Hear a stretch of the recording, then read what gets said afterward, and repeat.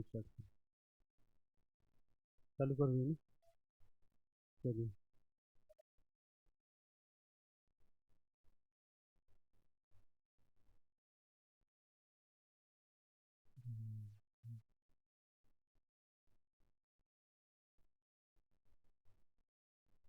कल हमने क्या स्टडी किया था? Some important points of nitrogen family, ठीक है। तो उसके कुछ पॉइंट्स बचे हुए हैं। 7 पॉइंट तक हमने डिस्कस कर लिया था, ठीक है। आज हम लोग स्टडी करेंगे structure of HPO3 whole thrice. Structure of HPO3 whole thrice, इसको हम लोग बोलते हैं बेटा, इसको हम लोग बोलते हैं साइक्लिक ट्राइमेरिक मेटाफॉस्फोरिक एसिड। इसका क्या नाम है? साइक्लिक ट्राइमरिक मेटाफॉस्फोरिक एसिड, ठीक है। स्ट्रक्चर इसका ऐसा बनाना है। स्ट्रक्चर बनाने के लिए आपको क्या करना है? फास्फोरस यहाँ ऐसे ऐड करेंगे, 3 फास्फोरस को रखेंगे यहाँ, एक फास्फोरस यहाँ पर रखेंगे, यहाँ पर एक ऑक्सीजन, यहाँ एक ऑक्सीजन, ऐसे ऐड कर दीजिए और बीच में एक ऑक्सीजन को ऐड कर देंगे। बात क्लियर है? यहाँ पर आप लोग क्या करेंगे? Double bond O, double bond O, double bond O, और जितने फास्फोरस हैं एक एक OH यहाँ पर क्या कर देंगे? ऐड कर देंगे। एक एक OH में क्या कर देंगे? ऐड कर देंगे। तो इसका नाम क्या होता है? साइक्लिक ट्राइमेरिक मेटाफॉस्फोरिक एसिड, ठीक है। तो इस स्ट्रक्चर में क्या क्या पूछ सकते हैं? सिग्मा बॉन्ड पूछ सकते हैं, कितना है हमारे पास, कितने सिग्मा बॉन्ड है हम लोग काउंट कर सकते हैं। जैसे कि यहाँ पर है 1 2 3 4 5 6 7 8 9, यहाँ पर 10 11 12 13, यहाँ 14 और यहाँ पर 15। तो कितने हमारे पास सिग्मा बॉन्ड है? 15 सिग्मा बॉन्ड है। पाई बॉन्ड कितने दिख रहे हैं? यहाँ पर एक पाई बॉन्ड है हमारे पास, यहाँ पर एक पाई बॉन्ड है, यहाँ पर एक पाई बॉन्ड है, यहाँ एक पाई बॉन्ड है, और कितना है? 3 पाई बॉन्ड है हमारे पास। कितने पाई बॉन्ड है? 3। PO P single bond O bond कितना दिख रहे हैं? यहाँ पर हम लोग का यहाँ से 1 दिख रहा है, यहाँ पर 1 2, यहाँ पर 3, ये 4, यहाँ से 5, ये 5 हो जाएगा, 6, 6 7 8, और यहाँ पर एक 9। तो हमारे पास कितना है? पीओ बॉन्ड कितना दिख रहा है हमारे पास? 9। और पी पाई और डी पाई बॉन्ड हमारे पास कितना है? पी पाई डी पाई बॉन्ड है 3। और पीओपी बॉन्ड कितना है हमारे पास? 3। अगर पीओपी बॉन्ड पीओपी और यहाँ पर पीओपी 3 बॉन्ड दिख रहा है, तो हम लोग को स्ट्रक्चर से रिलेटेड ऐसे क्वेश्चन पूछ सकते हैं कि हमारे पास कितना सिग्मा बॉन्ड है, कितना पाई बॉन्ड है, और कितना पीओ बॉन्ड है, और पी पाई डी पाई बॉन्ड कितना है, और पीओपी बॉन्ड कितना है। तो आप लोग को इसको याद रखना है, ठीक है। इसका नाम क्या है? साइक्लिक ट्राइमेरिक मेटाफॉस्फोरिक एसिड, ठीक है। Cyclic trimeric metaphosphoric acid. चलिए, यहाँ पर जहाँ तक N होना चाहिए 3 नहीं होगा, नोट करेंगे, करेक्ट कर देंगे।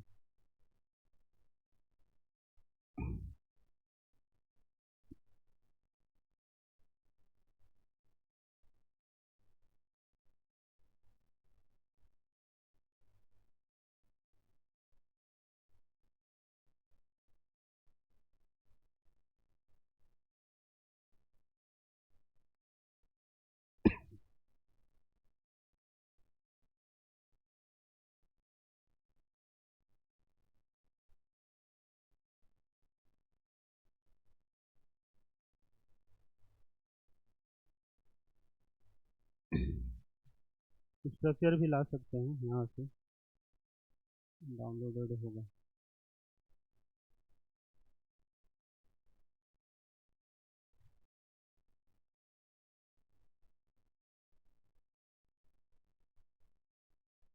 Three three three.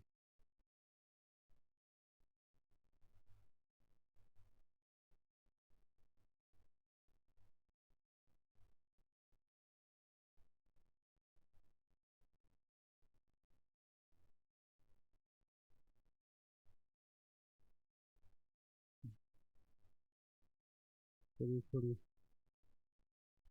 ठीक है। अब देखिए बेटा, यहाँ पर क्या याद करना है। यहाँ पर ऑक्सीजन है, यहाँ फास्फोरस है, यहाँ OH जुड़ा हुआ है, यहाँ सिंगल बॉन्ड है, यहाँ सिंगल बॉन्ड और जुड़ा हुआ है। हमारे पास कितना सिग्मा बॉन्ड दिख रहा है? 1 2 3 4। कितना सिग्मा बॉन्ड दिख रहा है? 3। 4 दिख रहा है। सिग्मा बॉन्ड कितना है हमारे पास? 4। तो हाइब्रिडाइजेशन क्या होगा? sp3। हमारा हाइब्रिडाइजेशन क्या होगा? sp3। तो फास्फोरस में हाइब्रिडाइजेशन क्या होगा बेटा? आप लोग को याद रखना है sp3। सिग्मा बॉन्ड के अकॉर्डिंग आप लोग को काउंट करना है। ठीक है, 3 होता तो क्या होता? 3 सिग्मा बॉन्ड होता तो कौन सा हाइब्रिडाइजेशन होता? sp2। 2 होता तो क्या होता? sp। तो ये बॉन्ड से आप लोग को समझ में आना चाहिए। तो यहाँ तक क्लियर है बेटा सभी को? HPO3 है, इसका नाम क्या है? Cyclic trimeric metaphosphoric acid. तो हम लोग नेक्स्ट स्ट्रक्चर के ऊपर चलते हैं और नेक्स्ट पॉइंट। ठीक है, structure of P4S3। Structure of P4S3। ठीक है, यहाँ पर हमारा P4S3 है, तो यहाँ पर हम लोग को सेम ऐसे ही लिखना है। 4 फास्फोरस है, यहाँ एक फास्फोरस, यहाँ एक फास्फोरस, यहाँ एक फास्फोरस। ठीक है, सल्फर लगाना है। यहाँ एक सल्फर लगा दीजिए, यहाँ पर एक सल्फर लगा देंगे, और यहाँ पर एक सल्फर लगा देंगे, और सारे को जोड़ देंगे। ठीक है, तो इसका स्ट्रक्चर ऐसे बनेगा। तो यहाँ पर स्ट्रक्चर किसका दिया है? P4S3 के। तो यहाँ पर सिग्मा बॉन्ड काउंट कर सकते हैं, कितना सिग्मा बॉन्ड दिख रहे हैं हमारे पास?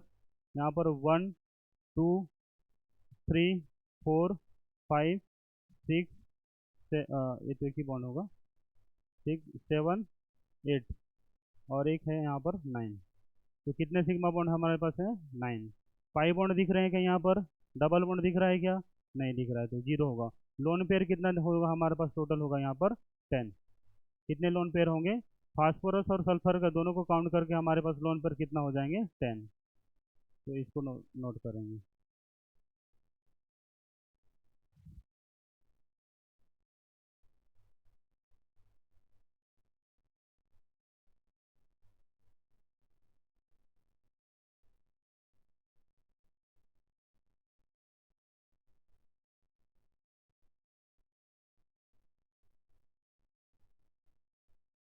चलिए आगे बढ़े। नोट कर लिए? समझ में आया?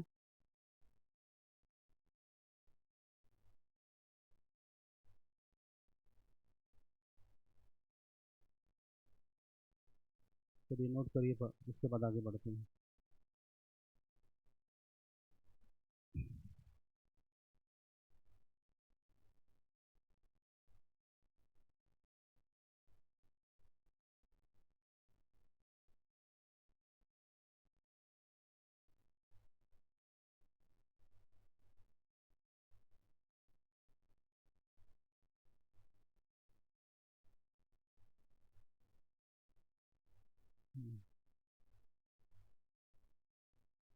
हाँ, 11th पॉइंट क्या याद रखेंगे? Ammonia can be dried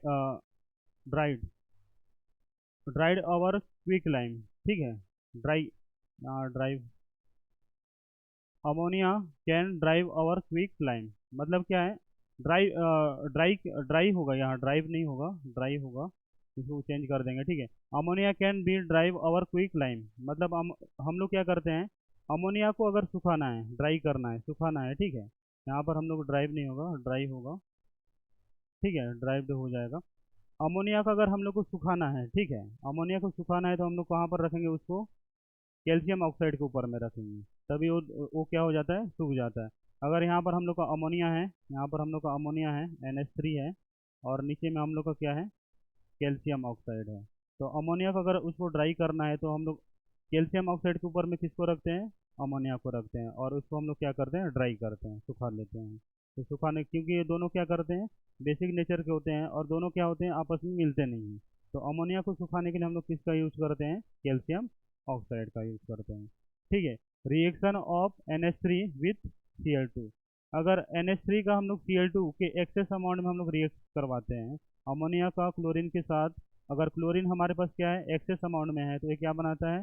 NCl3 और HCl बनाता है। अगर एक्सेस अमाउंट में हम लोग क्या रख लिए? NH3 रख दिए, और क्लोरीन के साथ रिएक्ट करवाते हैं, तो ये किस में कन्वर्ट हो जाता है? NH4Cl और N2 में कन्वर्ट हो जाता है। दो रिएक्शन याद करना है। अगर एक्सेस अमाउंट ऑफ क्लोरीन होगा तो हम लोग का NCl3 बनेगा, और एक्सेस अमाउंट ऑफ अमोनिया होगा तो क्या बनेगा? एन NH4Cl बनेगा। ठीक है। और अमोनिया को ड्राई करना है, सुखाना है, तो हम लोग कहाँ पर रखेंगे, कैल्शियम ऑक्साइड, और इसी को हम लोग क्या बोलते हैं, क्विक लाइम। कैल्शियम ऑक्साइड को ही हम लोग क्या बोलते हैं, क्विक लाइम। ठीक है, चलिए नोट करिए।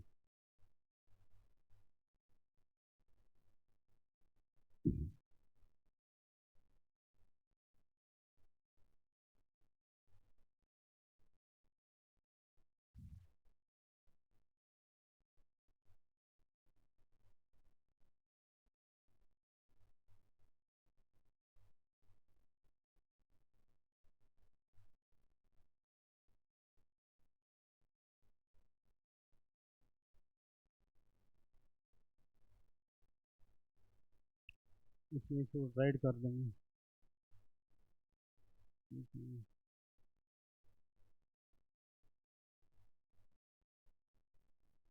ड्राइड और क्विक लाइम। अमोनिया को अगर ड्राइड करना है, सुखाना है, तो किस में रखेंगे, कैल्शियम ऑक्साइड में रखेंगे। और रिएक्शन क्या है, अमोनिया अगर एक्सेस अमाउंट में हम लोग का क्लोरीन है तो NH3 बनाएगा, और अमोनिया हमारे पास एक्सेस अमाउंट में है, क्लोरीन के साथ रिएक्ट करके NH4Cl बनाएगा। ये प्रॉपर्टी याद करना है। ठीक है, अब नेक्स्ट चलते हैं। Reaction of NH3 with calcium oxychloride. ठीक है। NH3 NH3 किसके साथ रिएक्ट करता है, कैल्शियम ऑक्सीक्लोराइड का ब्लीचिंग पाउडर बोलते हैं। ठीक है, इसके साथ रिएक्ट करवाते हैं तो ये किस में कन्वर्ट हो जाता है, NH2 में। किस में कन्वर्ट होता है, N2 में। ठीक है, ये वाले रिएक्शन को याद रखना है। जब अमोनिया का हम लोग कैल्शियम ऑक्सीक्लोराइड के साथ रिएक्ट करवाते हैं तो क्या बनता है, N2 बनता है। Reaction of NH4 NH2OH with nitric acid. ठीक है, HNO2, नाइट्रिक एसिड नहीं होगा, नाइट्रस होगा। NH4OH का हम लोग क्या करते हैं, HNO2 के साथ रिएक्ट करते हैं, एक इसमें कन्वर्ट हो जाता है N2O में। ठीक है, ये सारी चीज़ें आप लोग को याद रखना है। अमोनिया का कैल्शियम ऑक्सीक्लोराइड के साथ रिएक्ट करवाने से क्या बनता है, नाइट्रोजन बनता है। और अमोनियम हाइड्रोक्साइड का HNO2 के साथ रिएक्ट करवाते हैं तो क्या बनता है, N2O बनता है। ठीक है, ये रिएक्शन याद रखेंगे। चलिए नोट करिए इसमें।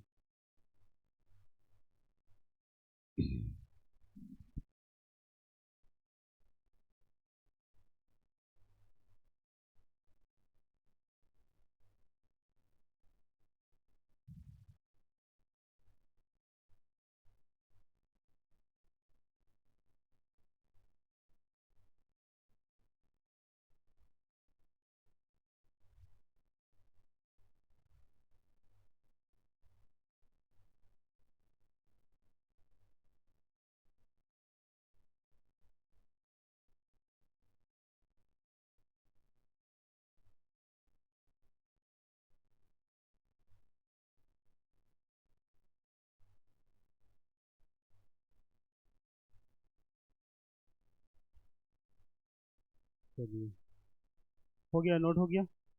चलिए। हम्म,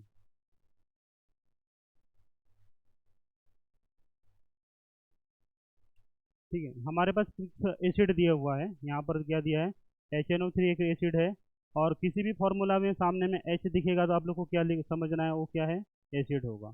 यहाँ पर एक नाइट्रिक एसिड है, नाइट्रस एसिड है, और HNO2 और HNO3 है। ठीक है, तो एसिड एसिड एनहाइड्राइड कॉन्सेप्ट, अगर हम लोग क्या करते हैं, एसिड से वाटर को निकाल लेते हैं, एसिड से क्या निकालेंगे, वाटर को निकाल लेंगे तो क्या बनेगा। यहाँ पर हम लोग का फॉर्मूला क्या है, 2HNO3 है। ठीक है, यहाँ से वाटर निकालना है, मतलब दो हाइड्रोजन निकल जाएगा। क्या निकलेगा, दो हाइड्रोजन निकल जाएगा। और हमारे पास कितना, एक ऑक्सीजन निकलेगा। ठीक है, दो हाइड्रोजन और एक ऑक्सीजन। ठीक है, एक ऑक्सीजन तो क्या बन जाएगा, H2O बन जाएगा। यहाँ से दो हाइड्रोजन को निकाल लेते हैं, तो यहाँ से दो हाइड्रोजन हट गया, कितना बचा, नाइट्रोजन हमारे पास दो है, सामने में दो है तो दो बच जाएगा। ऑक्सीजन हमारे पास कितना था, छः, छः में से एक निकाल दें तो कितना बचा, पाँच, तो O5 क्या बन जाएगा, N2O5। अगर एसिड से हम लोग क्या कर लेते हैं, वाटर निकाल लेते हैं, तो उसको हम लोग क्या बोलते हैं, एनहाइड्राइड बोलते हैं। एनहाइड्राइड मतलब क्या करना है, वाटर के मॉलिक्यूल्स को निकालना है। अगर हमारे पास एसिड है और एसिड से वाटर को निकाल देंगे तो इसमें कन्वर्ट हो जाएगा। ठीक है, दो मॉलिक्यूल HNO3 है, वहाँ से हम लोग क्या निकाल देंगे, वाटर निकाल देंगे, तो किस में कन्वर्ट हो जाएगा, N2O5 में। ये समझ में है कैसे वाटर निकालें। हमारे पास क्या है, देखिए, रिएक्शन को समझिए और इसमें कितने मॉलिक्यूल से जुड़े हुए हैं इसको समझिए, ठीक है। हमारे पास क्या है, HNO3 है और एक 2 मॉलिक्यूल्स है, मतलब हमारे पास 2 हाइड्रोजन है, ठीक है, 2 हाइड्रोजन है, दो हमारे पास क्या है, नाइट्रोजन है, और ऑक्सीजन हमारे पास कितना है, 6 है। हमारे पास कितने हैं, 6 ऑक्सीजन है। वाटर मॉलिक्यूल्स निकालना है तो हम लोग को कितना निकालना पड़ेगा, H2O निकालना है। क्या निकालना है, H2O। तो यहाँ से 2 हाइड्रोजन कैंसिल हो गया, ठीक है, और एक ऑक्सीजन निकाल लिए, तो यहाँ पर हमारे पास कितना बचा, 2 नाइट्रोजन और 5 ऑक्सीजन। तो इस फॉर्मूला को हम लोग क्या लिख सकते हैं, N2O5, ठीक है। अगर हमारे पास एसिड दिया हुआ है, वहाँ से वाटर के मॉलिक्यूल्स को हम लोग क्या कर लेते हैं, रिमूव कर लेते हैं, तो एक N2O5 में कन्वर्ट हो जाता है, डाई नाइट्रोजन पेंटाऑक्साइड में। इसको हम लोग क्या बोलते हैं, डाई नाइट्रोजन पेंटाऑक्साइड। और यहाँ पर 2HNO2 दिया हुआ है, ठीक है। यहाँ से हम लोग वाटर मॉलिक्यूल्स निकालेंगे तो इसमें कन्वर्ट, किस में कन्वर्ट हो जाएगा, हमारे पास क्या है, अभी हमारे पास कितने ऑक्सीजन है, 4 हैं। एक ऑक्सीजन निकाल देंगे तो किस में कन्वर्ट हो जाएगा, N2O3 में कन्वर्ट हो जाएगा। यहाँ से एक वाटर मॉलिक्यूल्स निकालेंगे तो क्या हो जाएगा, N2O3 में कन्वर्ट हो जाएगा, ठीक है। यहाँ से HNO2 है और HNO3 है, तो यहाँ से वाटर का मॉलिक्यूल्स निकालना है, 2 हाइड्रोजन यहाँ से निकाले और एक ऑक्सीजन कहीं से भी निकाल लेते हैं, ठीक है। हमारे पास कितने ऑक्सीजन है, ऑक्सीजन यहाँ पर 2 और यहाँ पर 3, टोटल मिला के कितने ऑक्सीजन है, 5। एक ऑक्सीजन निकाल देंगे तो किस में हो जाएगा, N2O4 में। और N2O4 को हम लोग क्या लिख सकते हैं, NO2 लिख सकते हैं। 2 NO2 लिख सकते हैं, सामने में 2 कर देंगे तो हो जाएगा, 2 नाइट्रोजन 4 ऑक्सीजन, ठीक है। तो यहाँ से वाटर का मॉलिक्यूल निकालते हैं, ठीक है, यहाँ से वाटर के मॉलिक्यूल्स को निकालते हैं। तो हम लोग क्या करते हैं, एसिड से जब वाटर के मॉलिक्यूल्स को निकालते हैं तो उसको हम लोग क्या बोलते हैं, एनहाइड्राइड, ठीक है, उसको हम लोग क्या बोलते हैं, एनहाइड्राइड। तो एसिड के एन नाइट्रिक एसिड का एनहाइड्राइड क्या होगा, N2O5। नाइट्रस एसिड का हम लोग का क्या हो जाएगा, HNO2 का हम लोग का क्या हो जाएगा, एनहाइड्राइड N2O3 होगा। और HNO2 और HNO3 का एनहाइड्रेट क्या हो जाएगा, N2O5 होगा। जिसको हम लोग क्या बोलते हैं, NO2 बोल सकते हैं। नोट करिए फिर।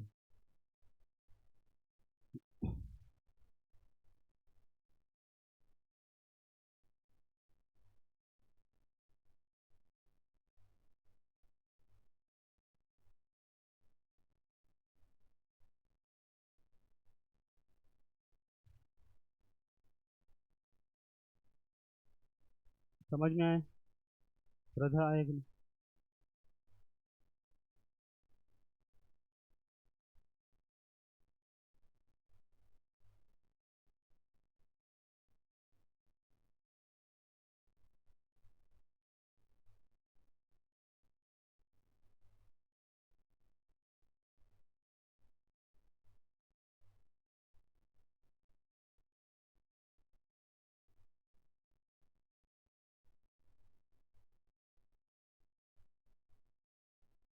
चलिए,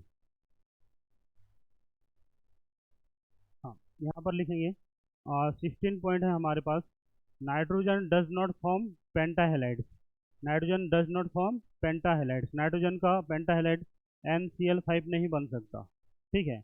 nitrogen does not form pentahalide due to non availability of vacant d orbital. Nitrogen के पास क्या होता है, वैकेंट डी ऑर्बिटल नहीं होता है, इसी कारण नाइट्रोजन पेंटाहेलाइड नहीं बनाता है, नाइट्रोजन ट्राईहेलाइड बना सकता है, ठीक है, समझ में है।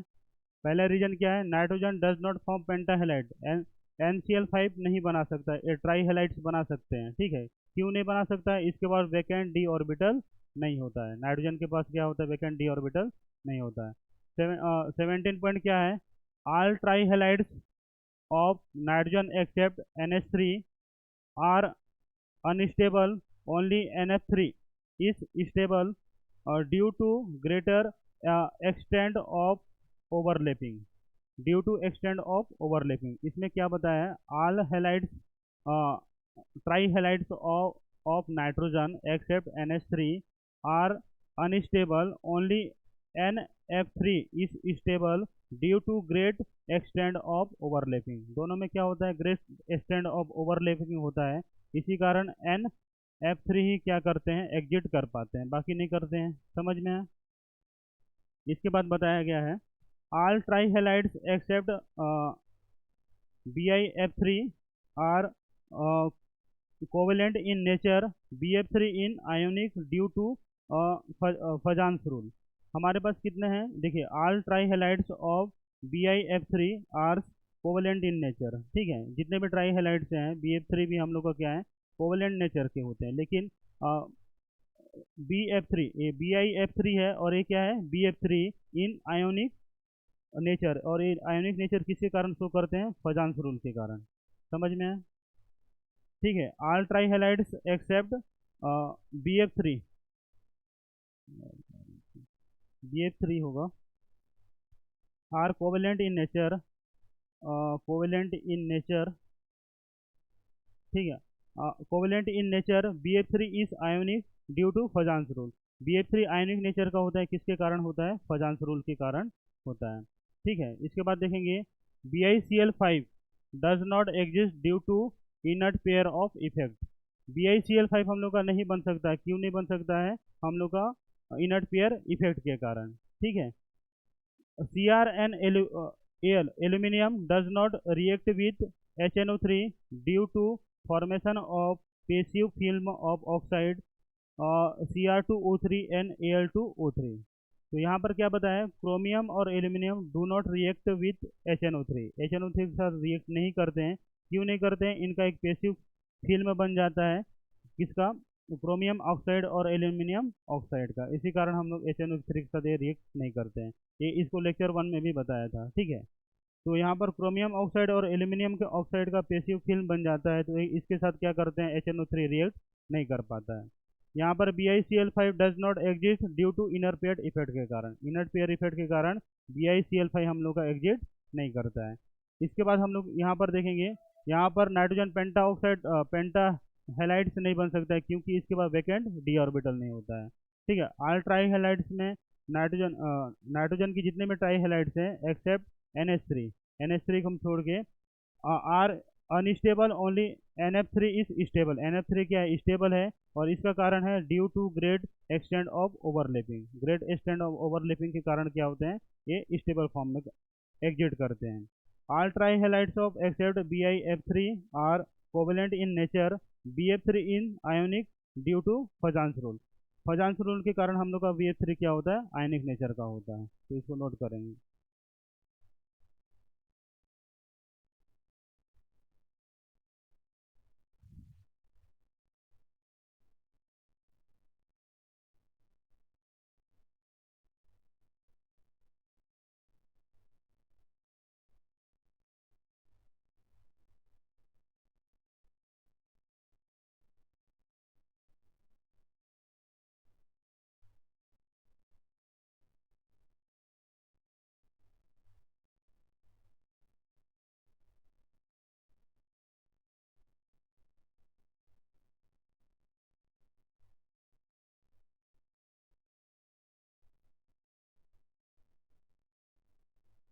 यहाँ NH3 आ जाएगा ना, इसको करेक्ट कर लेंगे मैडम, NH3 आएगा।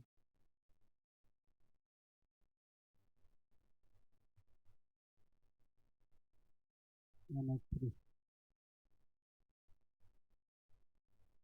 हाँ, और कुछ बोल रहे थे।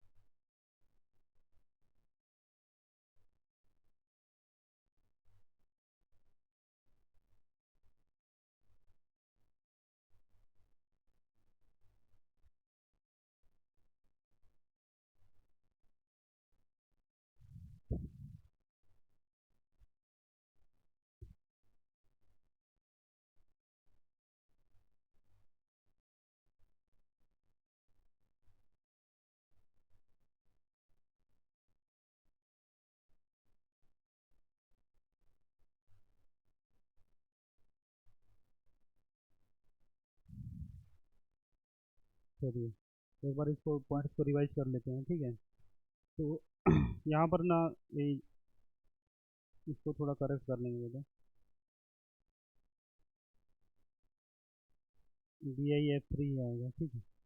हाँ, यहाँ पर क्या बताया था, nitrogen does not form pentahalide से, तो समझ में आएगा क्यों क्यों नहीं होता है, इनके पास वैकेंट डी ऑर्बिटल नहीं होता है नाइट्रोजन के पास, ठीक है। इसके बाद क्या याद रखना है, are trihalides of nitrogen except NF3 are unstable, only NF3 is stable due to great extent of overlapping. आपको याद रखना है, क्या याद रखना है, great extent of overlapping. All trihalides except BiF3 are covalent in nature, BiF3 in ionics due to Fajans rule, ठीक है। इनके जितने भी ट्राईहेलाइड्स क्या होते हैं, कोवलेंट नेचर के होते हैं, BiF3 को छोड़ के। BiF3 क्या होते हैं, आयनिक नेचर होते हैं, क्यों होते हैं, फजांस रूल के कारण। समझ में आया। ऑल ट्राईहेलाइड्स क्या होंगे, कोवलेंट नेचर के होंगे, किसको छोड़ के, BiF3 को। और BiF3 क्या होते हैं, आयनिक नेचर के होते हैं, क्यों होते हैं, फजांस रूल के कारण, ठीक है। BiCl5 does not exist due to inner pair effect. यहाँ पर BiCl5 हम लोग को एग्जिस्ट नहीं करता है, क्यों नहीं करता है, इनर्ट पेयर इफेक्ट के कारण। और यहाँ पर क्रोमियम और aluminium does not react with HNO3 due to formation of passive form of oxide. Passive form of oxide का फॉर्मेशन होता है, इसी कारण क्या करते हैं, रिएक्ट नहीं कर पाते हैं। जैसे मैंने बताया था, यहाँ पर अगर इसके ऊपर में ना Cr2O3 O3 है और यहाँ पर क्रोमियम है, ठीक है। और यहाँ पर हम लोग किसका रिएक्ट करवा रहे हैं, HNO3 का, ठीक है। यहाँ पर हम लोग ऑक्साइड का लेयर बन जाता है, तो HNO3 क्या करता है, नीचे नहीं आ पाता है और क्रोमियम के साथ रिएक्ट नहीं कर पाता है। इसी कारण क्या होता है, क्रोमियम पेसिव नेचर का हो जाता है, ठीक है। चलिए यहाँ तक सारे पॉइंट्स क्लियर हैं, समझ में है। चलिए यहाँ से हम लोग का नाइट्रोजन फैमिली कंप्लीट हो गया, समझ में है। यहाँ से हम लोग का नाइट्रोजन फैमिली कंप्लीट। अब हम लोग किस में आएंगे, ऑक्सीजन फैमिली में, ठीक है। चलिए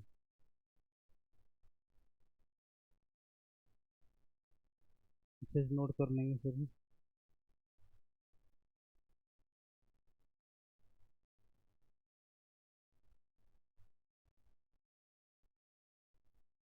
हाँ, ऑक्सीजन फैमिली में देखेंगे, ऑक्सीजन फैमिली में हम लोग का क्या होता है, ऑक्सीजन है, सल्फर है, सेलेनियम है, टेलुरियम है और पोलोनियम है, ठीक है। अकॉर्डिंग कैसे है, ऑक्सीजन, सल्फर, सेलेनियम और टेलुरियम और पोलोनियम, ठीक है। ऑक्सीजन फैमिली में हम लोग इसको याद करने का क्या ट्रिक बनाए थे, इसको लिखे थे ओल्ड, इसको स्टाइल से TPO, ठीक है। ओल्ड स्टाइल से TPO, ठीक है, ऐसे याद करेंगे, ठीक है। तो हम लोग बाकी ग्रुप में भी हम लोग क्या देखते थे, इंक्रीजिंग और डिक्रीजिंग कैरेक्टर देखते थे। हम लोग ग्रुप में अप टू डाउन आते हैं, ग्रुप में हम लोग क्या आते हैं, अप टू डाउन आते हैं। तो एक कैरेक्टर इंक्रीज होता है और एक कैरेक्टर क्या होता है, डिक्रीज होता है। तो इसमें बताया था साइज इंक्रीज होता है, अप टू डाउन आने से क्या होता है, साइज इंक्रीज होगा, टॉप टू बॉटम बोलिए या अप टू डाउन, ठीक है। तो हम लोग ग्रुप में हम लोग ऊपर से नीचे आते हैं, तो साइज क्या होता है बेटा, इंक्रीज होगा। क्यों इंक्रीज होगा, उनका एटॉमिक नंबर क्या होगा, बढ़ेगा, उनका सेल का साइज बढ़ेगा, ठीक है। मेल्टिंग पॉइंट भी हम लोग का क्या होता है, इंक्रीज होता है। बॉइलिंग पॉइंट हमारा इंक्रीज होता है और हम लोग का क्या होता है, डेंसिटी भी क्या होती है, इंक्रीज होती है। क्योंकि डेंसिटी क्यों इंक्रीज होती है, एटॉमिक मास बढ़ता है और एटॉमिक मास डेंसिटी के क्या होता है, डायरेक्टली प्रोपोर्शनल होता है। ग्रुप में हम लोग ऊपर से नीचे आते हैं तो क्या क्या बढ़ती है, इंक्रीज होती है, साइज इंक्रीज होती है, मेल्टिंग पॉइंट, बॉइलिंग पॉइंट और डेंसिटी। साइज क्यों इंक्रीज होती है, क्योंकि उनका नंबर ऑफ सेल्स बढ़ते हैं। और डेंसिटी क्यों होती है, उनका एटॉमिक मास बढ़ता है और एटॉमिक मास डायरेक्टली प्रोपोर्शनल होता है डेंसिटी का, ठीक है। इसके बाद आप लोग को कौन सी प्रॉपर्टी डिक्रीज होगी, आयोनाइजेशन एंथैल्पी। आयोनाइजेशन एंथैल्पी हम लोग को क्या होती है, टॉप टू बॉटम आने से डिक्रीज हो जाती है। इलेक्ट्रोनेगेटिविटी हम लोग का क्या होता है, टॉप टू बॉटम आने से डिक्रीज होती है, ठीक है। इलेक्ट्रॉन एफिनिटी के साथ कुछ एक एक्सेप्शन केस है, ठीक है। होना था ऑक्सीजन का ज़्यादा, इलेक्ट्रॉन एफिनिटी क्या होना था, ऑक्सीजन का ज़्यादा, लेकिन ऑक्सीजन का क्या होता है, सबसे कम होता है। क्यों होता है, due to compact nature. Oxygen का क्या होता है, कॉम्पैक्ट नेचर के कारण क्या होता है, इसका इलेक्ट्रॉन एफिनिटी सबसे कम होता है।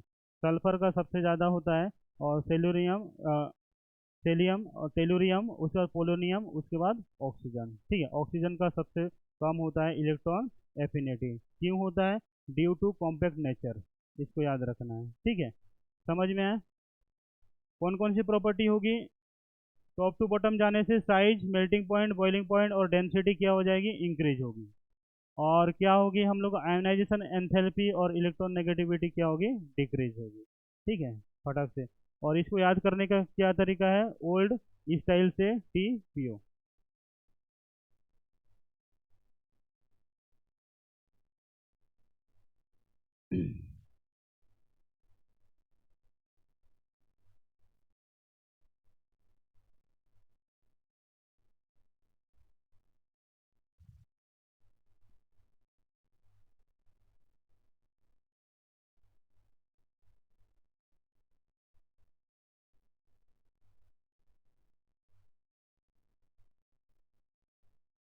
आगे बताऊंगा बेटा, ठीक है, कॉम्पैक्ट नेचर के बारे में आगे अच्छे से डील करेंगे। ठीक है, इसके कैरेक्टर आएंगे लास्ट में, जब हम लोग इसके ऑक्सीजन फैमिली के इंपॉर्टेंट पॉइंट्स लिखाऊंगा ना लास्ट में, इसको कॉम्पैक्ट नेचर के बारे में डील करेंगे अच्छे से।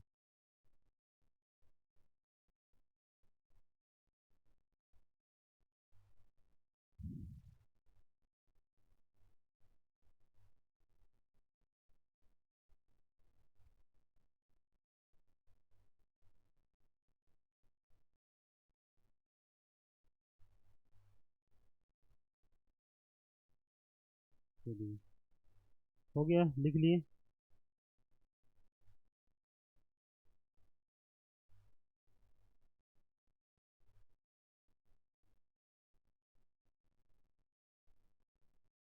हो गया। हम्म, अब देखते हैं ऑक्सीजन फैमिली में ऑक्सीडेशन नंबर क्या क्या सोच होती है, +4 और +6। ठीक है, ऑक्सीडेशन नंबर क्या क्या शो होती है, +4 और +6। ठीक है, stability of stability of +6 oxidation number decreases, and +4 oxidation number increase down the group. अगर हम लोग ग्रुप के नीचे जाते हैं तो +6 ऑक्सीडेशन नंबर क्या हो जाती है, डिक्रीज होती है, और +4 ऑक्सीडेशन नंबर क्या होती है, इंक्रीज होती है। ऑक्सीजन फैमिली में +6 ऑक्सीडेशन नंबर ग्रुप के ऊपर से नीचे आते हैं तो क्या होती है, डिक्रीज होती है, और +4 ऑक्सीडेशन नंबर क्या होती है, इंक्रीज होती है। और इस टाइप का हम लोग सारे ग्रुप में पढ़ लिए हैं, अभी तक 3 ग्रुप में ऐसे वाले पढ़ लिए हैं। ठीक है, तो अगर हम लोग क्या करते हैं, और इसका रीजन क्या है, due to inert pair effect, इसका रीजन क्या रहेगा, due to inert pair effect. अब हम लोग इसके स्पीसीज के साथ हम लोग क्या करते हैं, कंपेयर करवाते हैं, तो क्या होती है, ऐसी +6 मोर स्टेबल होगा, ऐसी +4 से, Te+6 मोर स्टेबल होगा, Te+4 से, और PO+6 लेस स्टेबल होगा, PO+4 से। ये लास्ट वाला तो हम लोग जानते ही हैं, हमेशा सारे केस में ऐसे ही हुआ है। ठीक है, यहाँ पर +4 क्या होगा, मोर स्टेबल होगा, और +6 क्या होगा, लेस स्टेबल होगा। ठीक है, तो इस स्लाइड में हम लोग क्या क्या इंपॉर्टेंट्स हैं, +4 और +6 ऑक्सीडेशन स्टेट शो करते हैं।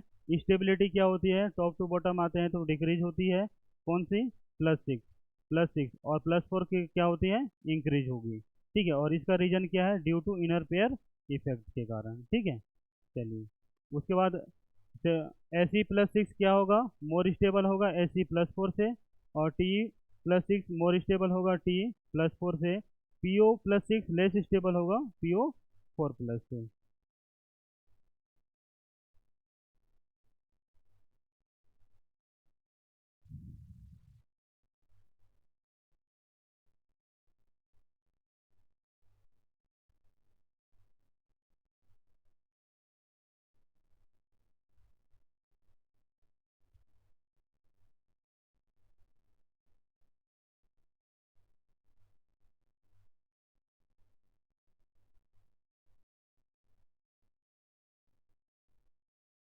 अच्छे से नोट करेंगे सभी।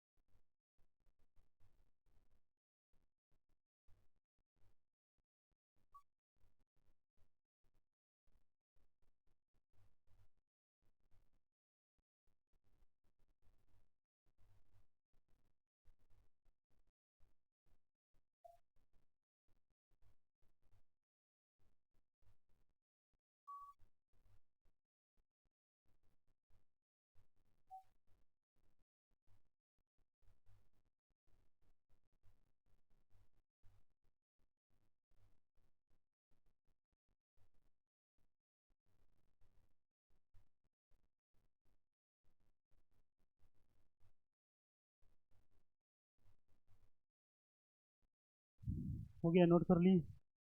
ठीक है।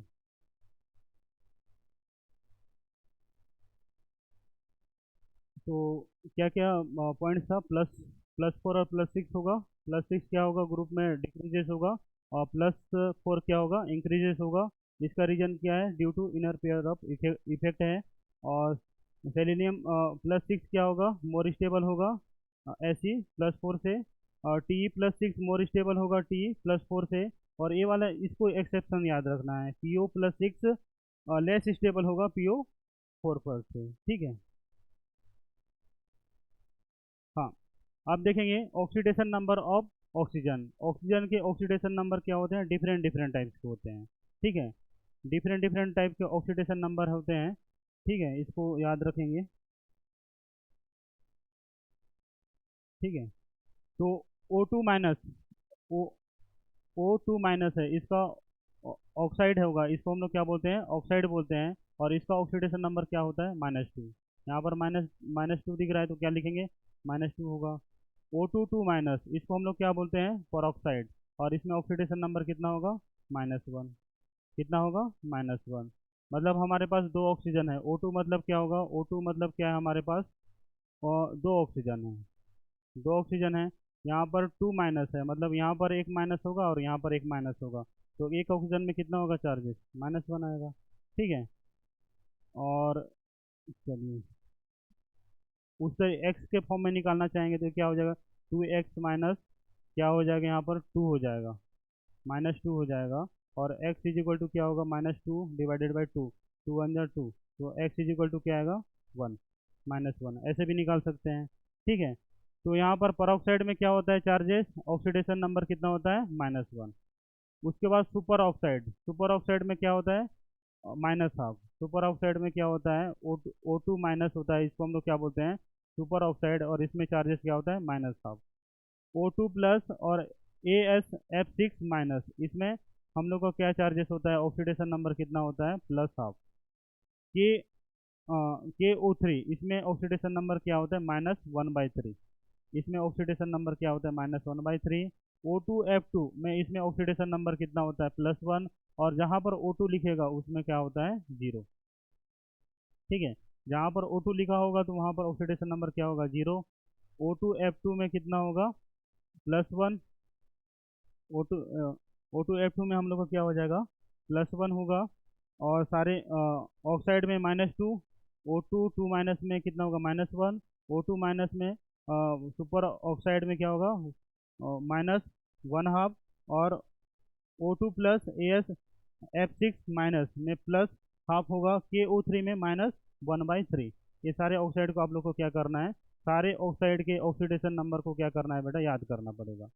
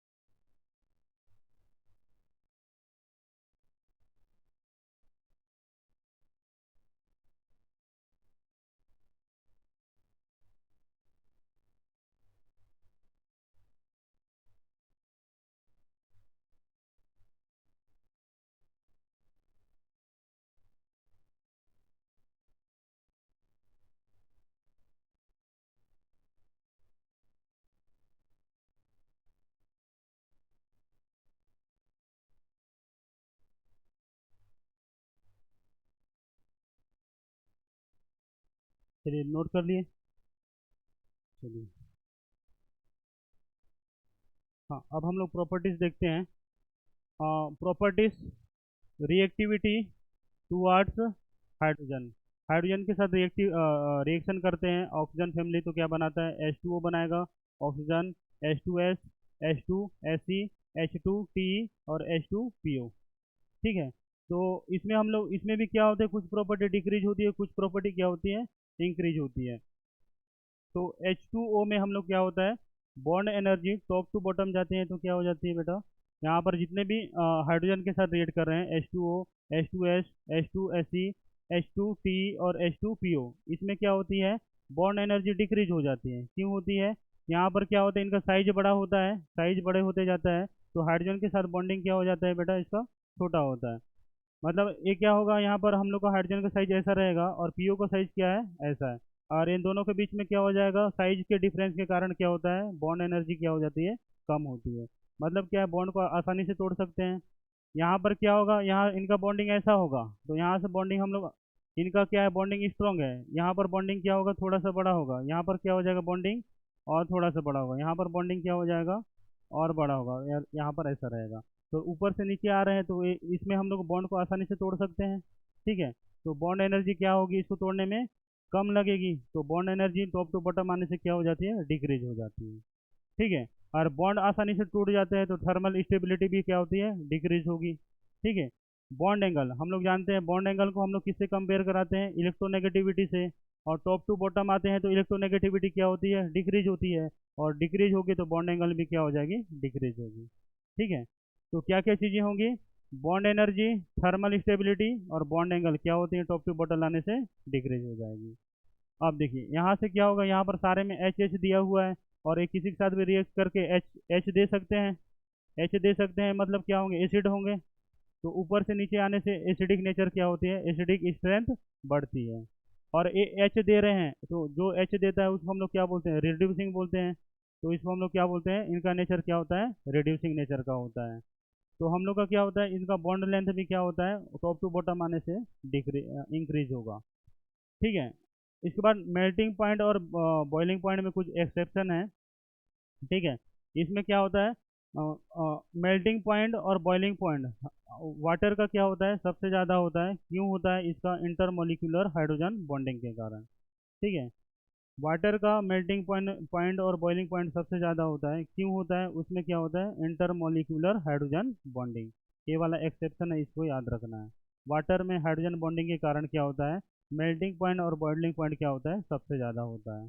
ठीक है, और बाकी का ऑर्डर तो सेम है, H2S और H2Se, H2P और H2PO, सेम ऑर्डर रहेगा। और बाकी क्या होगा, H2 यहाँ पर एक्सेप्शन है। ठीक है, और क्यों है, इसमें हाइड्रोजन हाइड्रोजन बॉन्ड प्रेजेंट रहता है, इसी कारण इसका बॉइलिंग पॉइंट और मेल्टिंग पॉइंट सबसे ज़्यादा होता है। ठीक है, और बाकी चीज़ें तो यहाँ से बता दिया, बॉन्ड एनर्जी क्यों डिक्रीज होगी, थर्मल स्टेबिलिटी क्यों डिक्रीज होगी, और बॉन्ड एंगल क्यों डिक्रीज होगी, क्यों होगा, एटॉमिक साइज के डिफरेंस के कारण।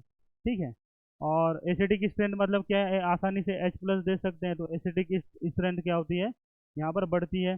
Reducing nature top to bottom आने से इंक्रीज होती है, बॉन्ड लेंथ भी टॉप टू बॉटम आने से इंक्रीज होती है। ठीक है,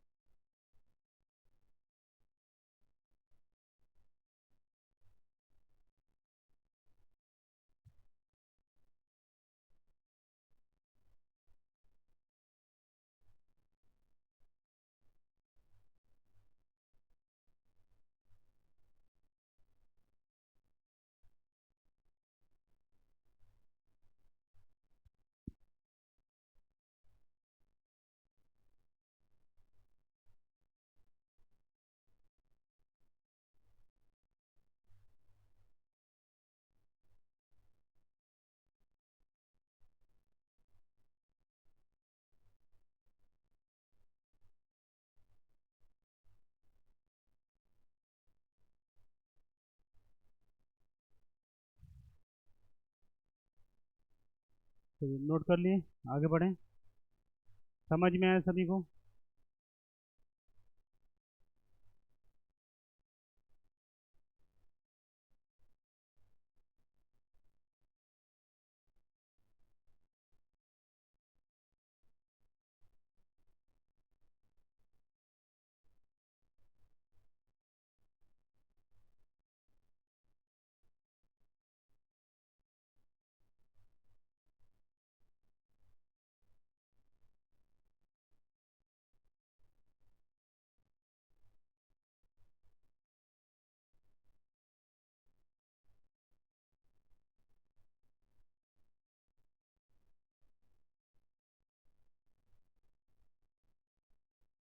चलिए आगे बढ़ते हैं।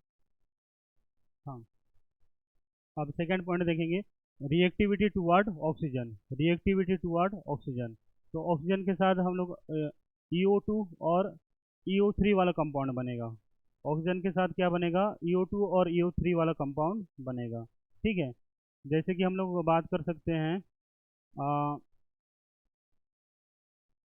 यहाँ पर +4 था, और यहाँ पर हम लोग का क्या दिख रहा है, प्लस, यहाँ पर +6 और यहाँ पर +4, दो ऑक्सीडेशन स्टेट शो हो रहा था ना। तो यहाँ पर हम लोग सल्फर और ऑक्सीजन के बीच में हम लोग कंपेयर करवा रहे हैं। सल्फर में हम लोग यहाँ पर +4 है, और ऑक्सीजन में क्या है, -2 है।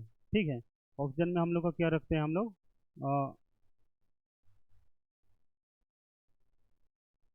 SO2। ठीक है, तो यहाँ पर आ जाएगा 4, यहाँ 2, सिंपल रेशियो क्या आ जाएगा हम लोग का यहाँ पर 2, और यहाँ पर -4 ऑक्साइड है ना, ऐसा कि थोड़ी,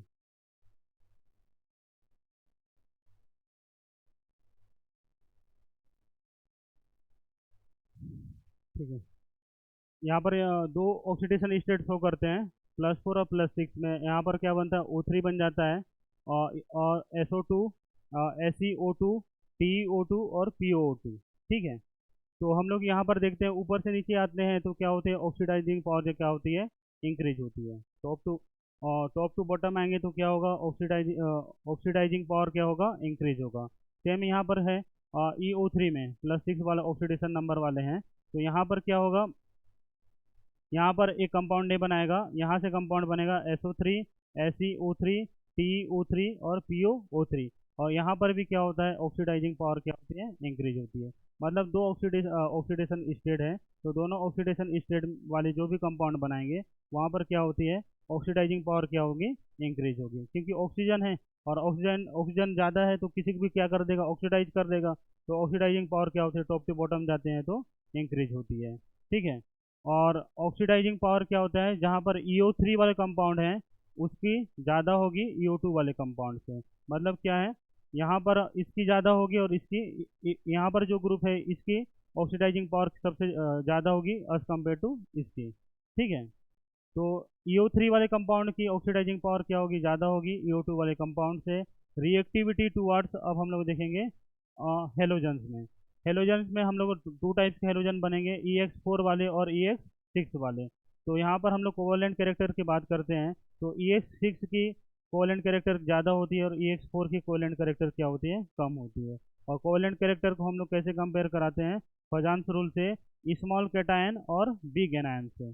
जिसका स्मॉल कैटायन होगा, वो उसका क्या होगा, कोवेलेंट कैरेक्टर ज़्यादा होगा। ठीक है, तो यहाँ पर हम लोग देखते हैं EX6 का क्या होगा, वो EX6 वाले कंपाउंड का कोवेलेंट कैरेक्टर ज़्यादा होगा EX4 वाले कंपाउंड से। ठीक है, और इसका कारण क्या है, फजान्स रूल है, स्मॉल कैटायन बिग एनायन, ये वाले कॉन्सेप्ट पढ़ लिए हैं। ठीक है, चलिए इसको लिखिए फिर।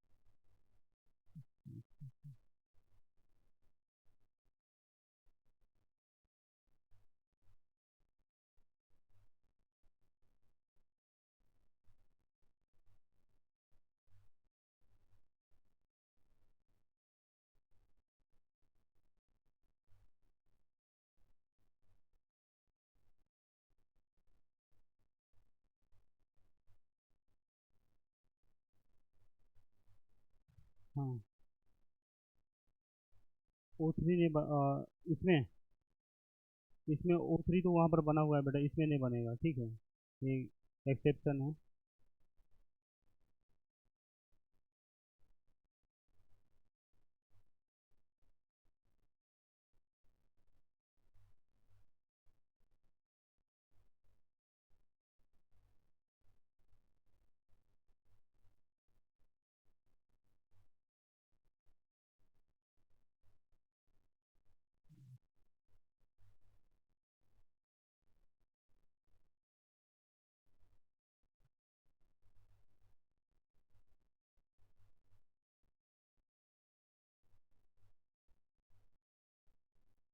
हम्म, चलिए लिखिए लिखिए, आराम से लिखिए। हम्म,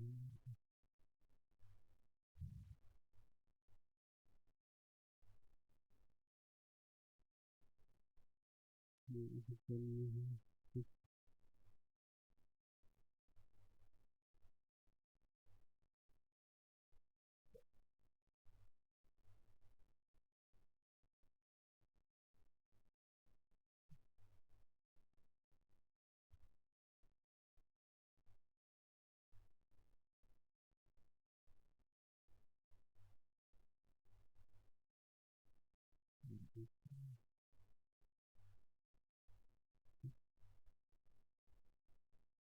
चलिए लिख लिए, समझ में आया बेटा? स्लाइड समझ में आया कि नहीं? अच्छा, यहाँ पर कैसे क्रिस क्रॉस हुआ है आप लोग को समझ में आ रहा है कि नहीं? कंपाउंड कैसे बन रहे हैं समझ में आ रहे हैं? ठीक है, जैसे कि यहाँ पर हम लोग लिखते हैं बेटा, ऑक्सीजन, यहाँ पर मैं क्या ले लेता हूँ, ऑक्सीजन ले लेता हूँ, ठीक है। ऑक्सीजन का क्या होता है बेटा, +4 होता है, यहाँ पर +4 होगा, ठीक है, +4 होगा। और ये वाले ऑक्सीजन में क्या लेते हैं हम लोग, एक -2। सिंपल रेशियो क्या हो जाएगा हम लोग का, यहाँ पर 2 आएगा और यहाँ पर 1 आ जाएगा। 2 से कैंसिल करेंगे तो यहाँ पर 2 आएगा, 1 आएगा, यहाँ से 1 और यहाँ से 2।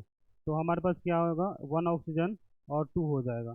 तो यहाँ पर हम लोग को 1 ऑक्सीजन और 2 ऑक्सीजन को हम लोग क्या लिख सकते हैं, O3 लिख सकते हैं। तो यहाँ पर रेशियो क्या आ गया, O3 आया। समझ में आया? और इसके बाद हम लोग देखते हैं उस जहाँ पर हम लोग का क्या है, ऑक्सीडेशन नंबर, हमारे पास 2 ऑक्सीजन, यहाँ पर भी ऑक्सीजन होगा ना, तो यहाँ पर इसका 2 आएगा और यहाँ पर क्या रखते हैं, 6 रखते हैं। सिंपल रेशियो क्या बनेगा, 3। सिंपल रेशियो क्या बनेगा हम लोग का, 3। और यहाँ पर क्या बनेगा, 1। यहाँ 2 1 जा 2, 2 2 3 जा 6 आ जाएगा। तो यहाँ पर 1 ऑक्सीजन और यहाँ पर 1 ऑक्सीजन, O4 बनेगा क्या, नहीं बनेगा। इसी कारण हम लोग का यहाँ पर O4 नहीं बनता है, O3 बन जाता है। समझ में है?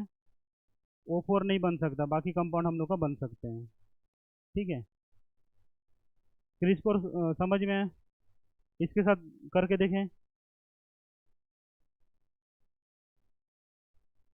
जैसे कि यहाँ पर सल्फर है, सल्फर में ऑक्सीडेशन नंबर कितना है, 4। ऑक्सीजन में हम लोग कितना रखते हैं, 2। तो यहाँ पर 4 आएगा, यहाँ पर 2। सिंपल रेशियो क्या आ जाएगा हम लोग का, यहाँ 2 आएगा और यहाँ पर 1। तो ये इसके साथ क्रॉस होगा, ये इसके साथ, तो क्या बनेगा, SO2। ठीक है, सिंपल रेशियो ऐसे लेना है, क्रिस क्रॉस करवाना है। यहाँ पर O4 बन रहा है, O4 कंपाउंड हम लोग का एग्जिट करता है क्या, नहीं करता है। ऑक्सीजन O3 तक ही करता है ना, O2 बनाता है, O3 बनाता है। O4 बनाएगा क्या, नहीं बनाएगा। इसी कारण हम लोग इसको नहीं रखते हैं। चलिए,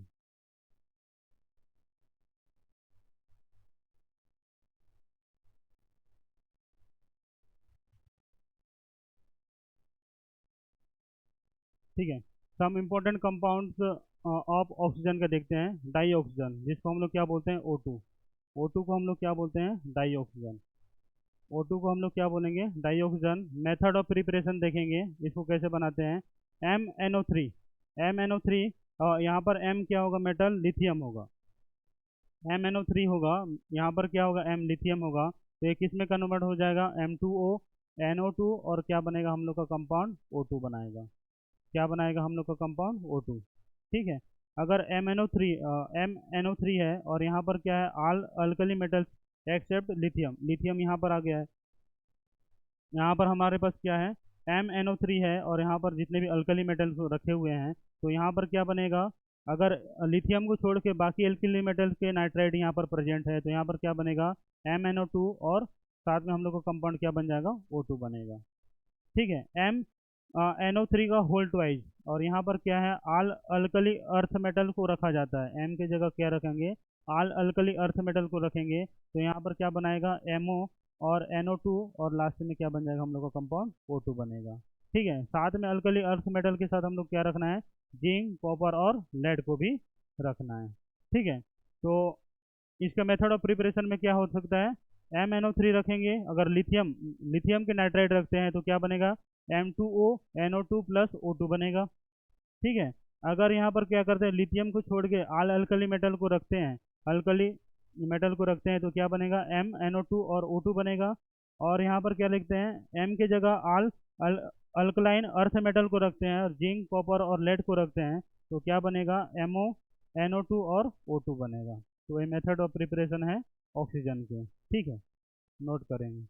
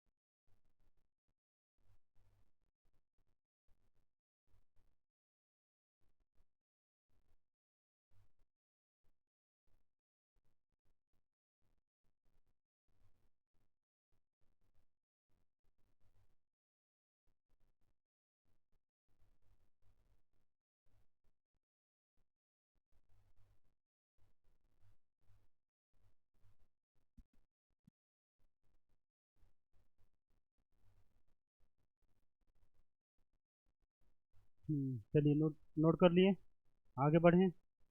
समझ में आया, रिएक्शन को याद रखना है बेटा। ठीक है, अगर लिथियम है तो कौन सा कंपाउंड बनेगा, और अल्कली मेटल्स है तो क्या बनेगा, अल्कली अर्थ मेटल, और जिंक और कॉपर और लेड है तो क्या बनेगा, कौन कौन से कंपाउंड बनेंगे। लास्ट में आप लोग को क्या बनाना है, ऑक्सीजन बनाना ही है, लेकिन साथ में क्या क्या कंपाउंड निकलेंगे उसको याद रखना है। ठीक है, चलिए आगे चलते हैं। और यहाँ पर और भी मेथड ऑफ प्रिपरेशन ऑक्सीजन के दिए हुए हैं। और KClO3 को हम लोग क्या करते हैं, हीट करते हैं, तो ये किस में कन्वर्ट हो जाता है, KCl और O2 में कन्वर्ट हो जाता है। ठीक है, ये ऑक्सीजन ऑक्सीजन बनाने का ही मेथड है।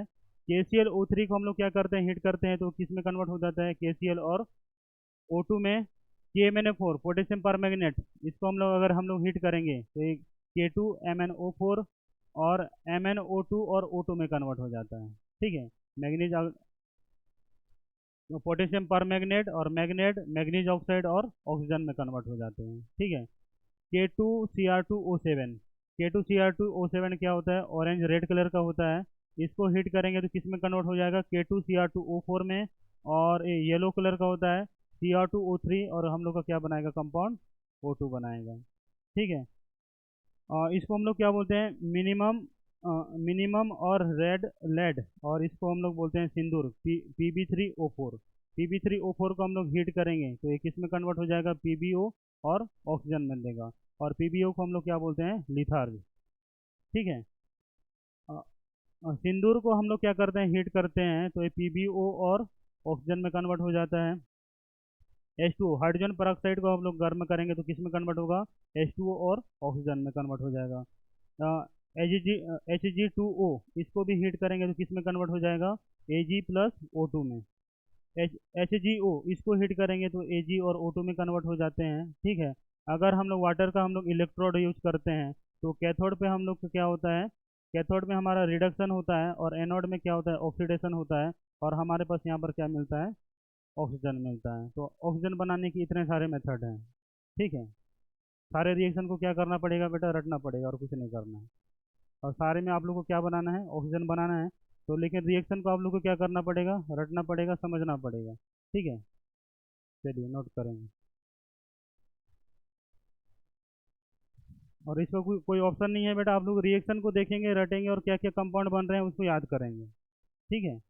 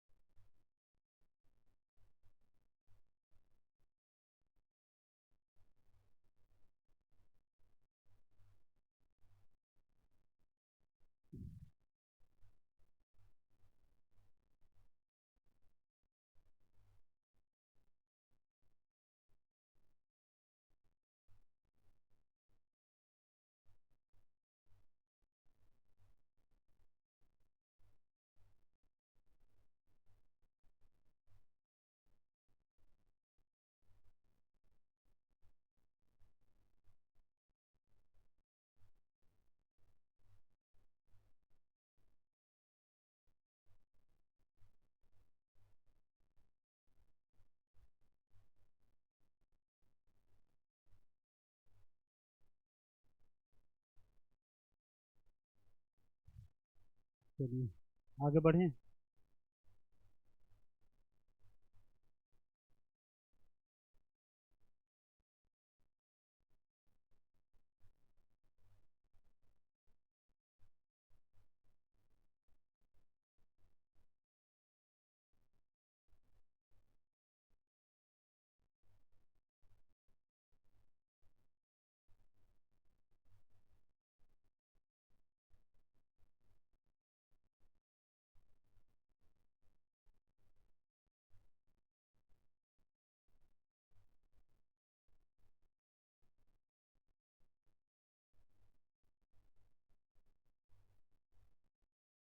इलेक्ट्रोड ऑफ H2O, इसमें हम लोग H2O को हम लोग क्या करते हैं, इलेक्ट्रोड की तरह यूज करते हैं। तो इसमें क्या होता है, 4H+ और 4E से क्या होता है, इसका रिडक्शन होता है। ठीक है, रिडक्शन होता है और 2H2O में कन्वर्ट हो जाता है।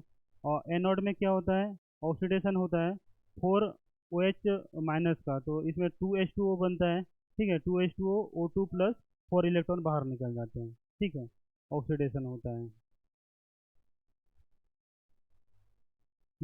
अब प्रॉपर्टीज ऑफ ऑक्सीजन देखते हैं।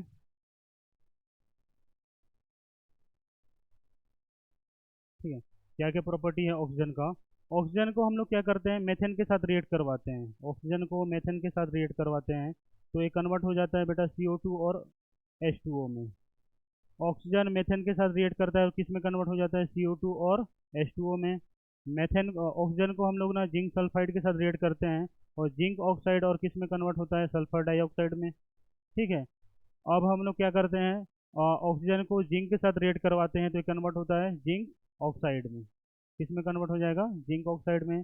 और जिंक का हम लोग क्या करते हैं, फास्फोरस को करते हैं।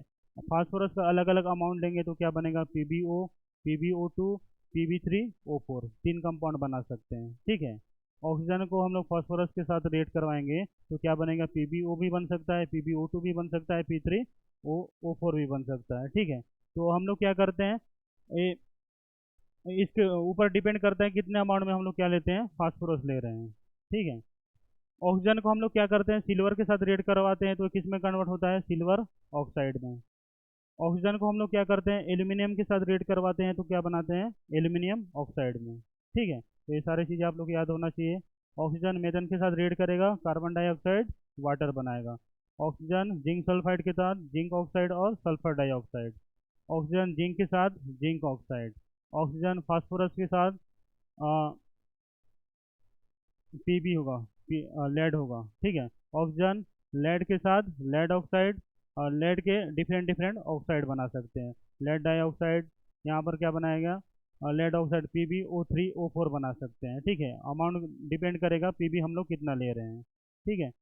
ऑक्सीजन हम लोग सिल्वर के साथ करेंगे तो हम लोग क्या बनाएगा, सिल्वर ऑक्साइड, और एल्यूमिनियम के साथ रिएक्ट करवाएंगे तो एल्यूमिनियम ऑक्साइड, ठीक है। सिंपल सा रिएक्शन है।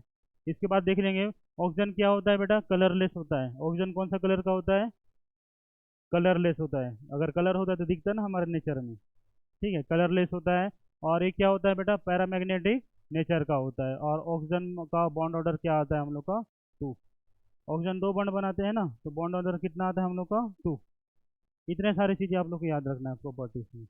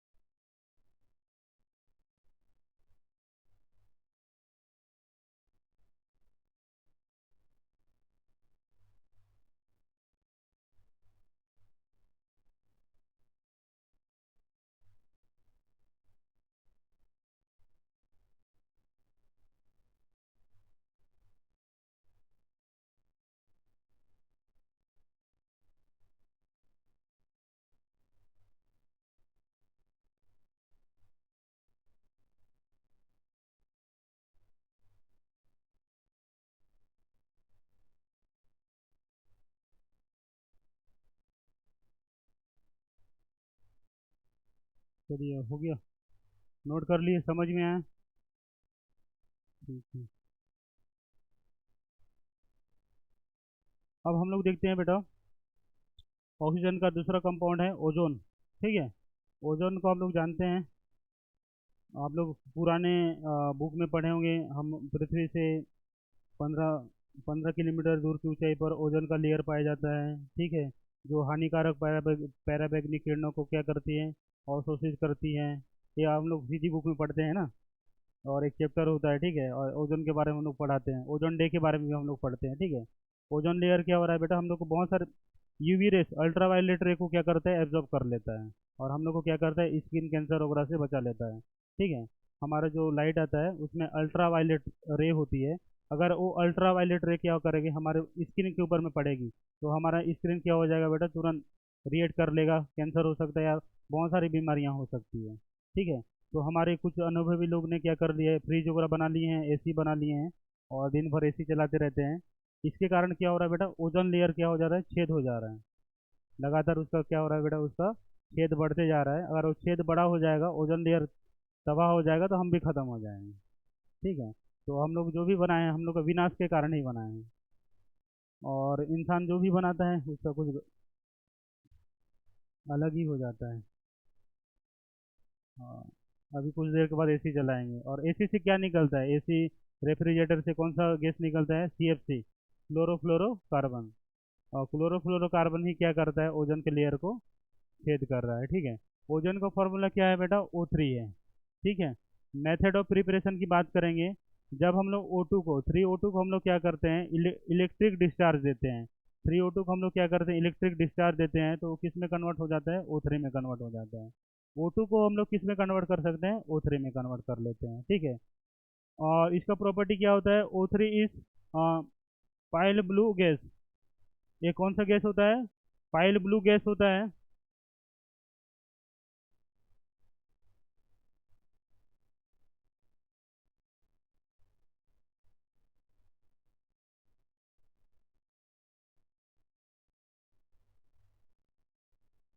O2 क्या, O3 क्या हम लोग का क्या होता है, पाइल ब्लू ब्लू गैस होता है। डार्क ब्लू लिक्विड होता है, और वायलेट ब्लैक सॉलिड होता है, ठीक है। तो इसके प्रॉपर्टी हैं, पाइल ब्लू मतलब क्या होता है, आसमानी कलर का दिखेगा, ठीक है। मतलब आसमान में देखते होंगे आप लोग, दिखता होगा ना, और ब्लू कलर का दिखता होगा उस टाइप से। पाइल ब्लू, ब्लू गैस है, ठीक है। डार्क ब्लू लिक्विड, लिक्विड के फॉर्म में होता है तो डार्क ब्लू दिखता है, और अगर सॉलिड फॉर्म में होता है तो वायलेट ब्लैक कलर का दिखता है। तो इसकी प्रॉपर्टी क्या होती है, ऐसे दिखते हैं। तीन नेचर में होता है, सॉलिड में, लिक्विड में और गैस में। और तीनों का कलर क्या क्या होता है, अलग अलग होता है। ठीक है, स्ट्रक्चर की बात करेंगे तो ये वाले स्ट्रक्चर हम लोग पढ़े हुए हैं, केमिकल बॉन्डिंग में पढ़े होंगे। ठीक है, तो यहाँ पर क्या होता है, oxygen double bond oxygen, single bond oxygen होता है। और इसमें क्या होता है, पॉजिटिव चार्ज और इसमें नेगेटिव चार्ज। ये वाला क्या हो सकता है, इसका और एक स्ट्रक्चर बन सकता है, ऑक्सीजन डबल बॉन्ड, यहाँ पॉजिटिव और यहाँ नेगेटिव आ जाएगा, यहाँ double oxygen single bond oxygen double bond oxygen.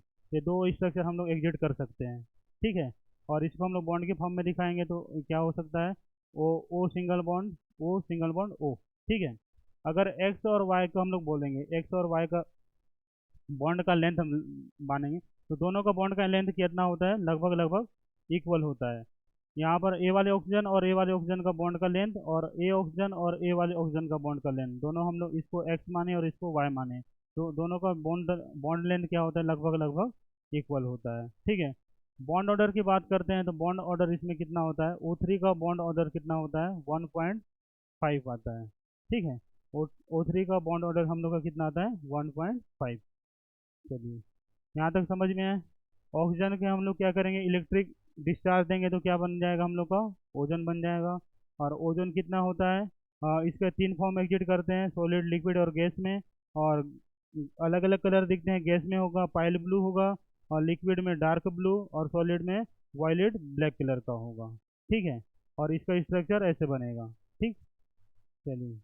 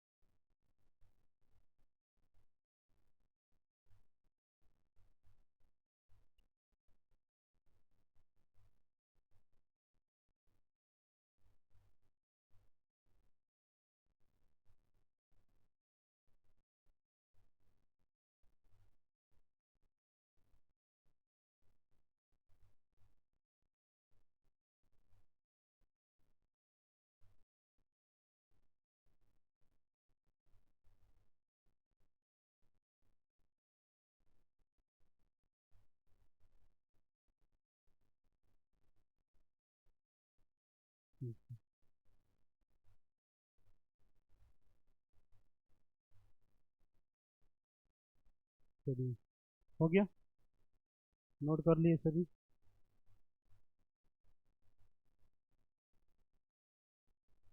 हम्म, अब देखते हैं केमिकल रिएक्शन ऑफ O3। ठीक है, केमिकल रिएक्शन ऑफ O3 के देखते हैं। O3 is powerful oxidising agent. O3 को हम लोग क्या मानते हैं, पावरफुल ऑक्सीडाइजिंग एजेंट मानते हैं। ठीक है, O3 क्या करता है, SO2 के साथ रिएक्ट करवाता है। O3 का हम लोग SO2 के साथ हम लोग रिएक्ट करवाते हैं तो किस में कन्वर्ट होता है, O2 प्लस SO3 में। ठीक है, देखिए सभी रिएक्शन में ऑक्सीडाइजिंग एजेंट है तो क्या निकल रहा है, सभी में देखेंगे, यहाँ पर भी ऑक्सीजन निकल रहा है, यहाँ ऑक्सीजन, यहाँ ऑक्सीजन, यहाँ ऑक्सीजन, यहाँ ऑक्सीजन, यहाँ ऑक्सीजन। सारे रिएक्शन में क्या निकलना चाहिए, ऑक्सीजन निकलेगा ही। O3 किसी के साथ भी रिएक्ट करेगा और क्या निकालेगा, ऑक्सीजन निकालेगा। ठीक है, क्या याद करना है, O3 को अगर हम लोग क्या करेंगे, हीट करवाते हैं तो किस में कन्वर्ट होता है, O2 प्लस नेसेंट ऑक्सीजन में कन्वर्ट हो जाता है। और ये वाला जो रिएक्शन होता है इसमें डेल एस क्या होता है, greater than zero, del H क्या होता है, लेस देन जीरो, और डेल जी क्या होता है, लेस देन जीरो होता है। इसको याद रखना, ठीक है, इस वाले रिएक्शन में। ठीक, O3 को हम लोग क्या करते हैं, हीट करते हैं O2 प्लस नेसेंट ऑक्सीजन में कन्वर्ट हो जाता है। O3 को हम लोग क्या करते हैं, O3 को SO2 के साथ रिएक्ट करते हैं तो ये किस में कन्वर्ट होता है, O2 प्लस SO3। ठीक है। O3 को हम लोग लेड के साथ कन्वर्ट कर हीट करते हैं तो लेड ऑक्साइड और O2 में कन्वर्ट हो जाता है। O3 को हम लोग क्या करते हैं, KI के साथ रिएक्ट करते हैं वाटर के प्रेजेंट में, तो हम लोग इस किस में कन्वर्ट होता है, I2 KOH और O2 में कन्वर्ट होता है। O3 को हम लोग लेड सल्फाइड के साथ रिएक्ट करते हैं तो ये कन्वर्ट हो जाता है लेड सल्फेट में और O2 में कन्वर्ट हो जाता है। ठीक है। चलिए यहाँ तक नोट करेंगे। यहाँ पर NH6।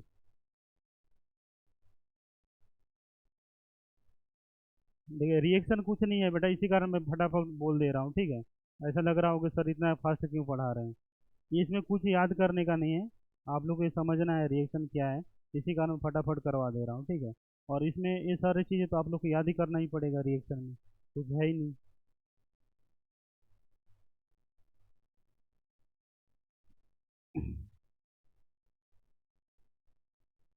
तो समझाने का होता तो ज़्यादा समझा देते थे।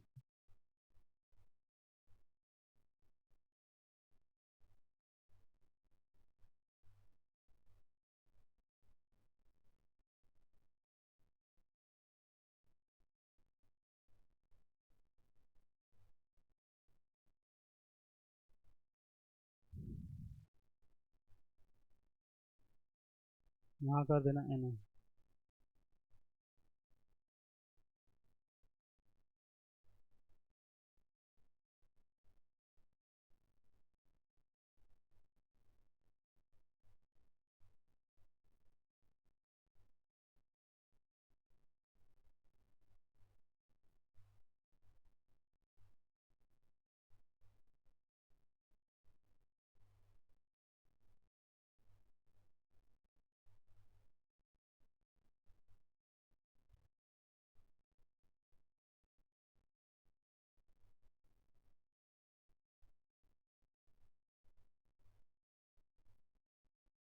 चलिए हो गया, नोट कर लिए। हम्म, हाँ अब हम लोग देखेंगे एलोट्रॉप्स ऑफ सल्फर।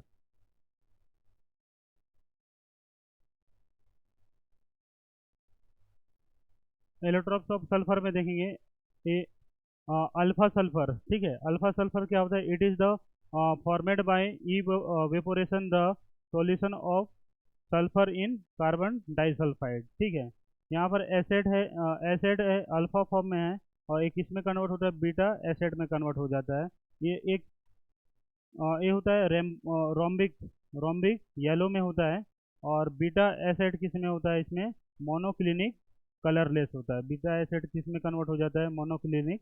दो टाइप के हम लोग का क्या है, हम लोग का एलोट्रोप से दिख रहा है, अल्फा एसिड और बीटा एसिड। ठीक है। और ये क्या होता है, रोम्बिक येलो होता है, और ये मोनोक्लिनिक कलरलेस होता है। ठीक है। यहाँ पर बताया गया है at 96 degree centigrade both are stable. 90 degree centigrade में क्या होता है, दोनों क्या, दोनों फॉर्म क्या होते हैं, स्टेबल फॉर्म होते हैं। ठीक है। और टेम्परेचर हम लोग क्या होता है, T96, टी ग्रेटर देन 96 होता है तो अल्फा स्टेबल हो जाता है। और यहाँ पर क्या हो जाता है, टी हम लोग का 96 से हम लोग ग्रेटर देन हो जाता है तो बीटा स्टेबल होता है। दो कंडीशन याद करना है। ठीक है। तो इसमें क्या बताया गया है, alpha sulphur is the formed by evaporating the solution of sulphur in carbon disulphide. तो अगर एसिड अल्फा है और ये क्या बीटा एसिड में कन्वर्ट हो जाता है, इसको रोम्बिक येलो होता है, और इसको हम लोग बोलते हैं मोनोक्लिनिक। और इसके तीन दिया है। 96 डिग्री सेंटीग्रेड में क्या होते हैं, दोनों फॉर्म स्टेबल होते हैं। और इसमें टी लेस देन 96 होगा तो अल्फा स्टेबल होगा, और टी क्या होगा, ग्रेटर देन होगा तो बीटा स्टेबल होगा। दो फॉर्म को याद कर लेना है।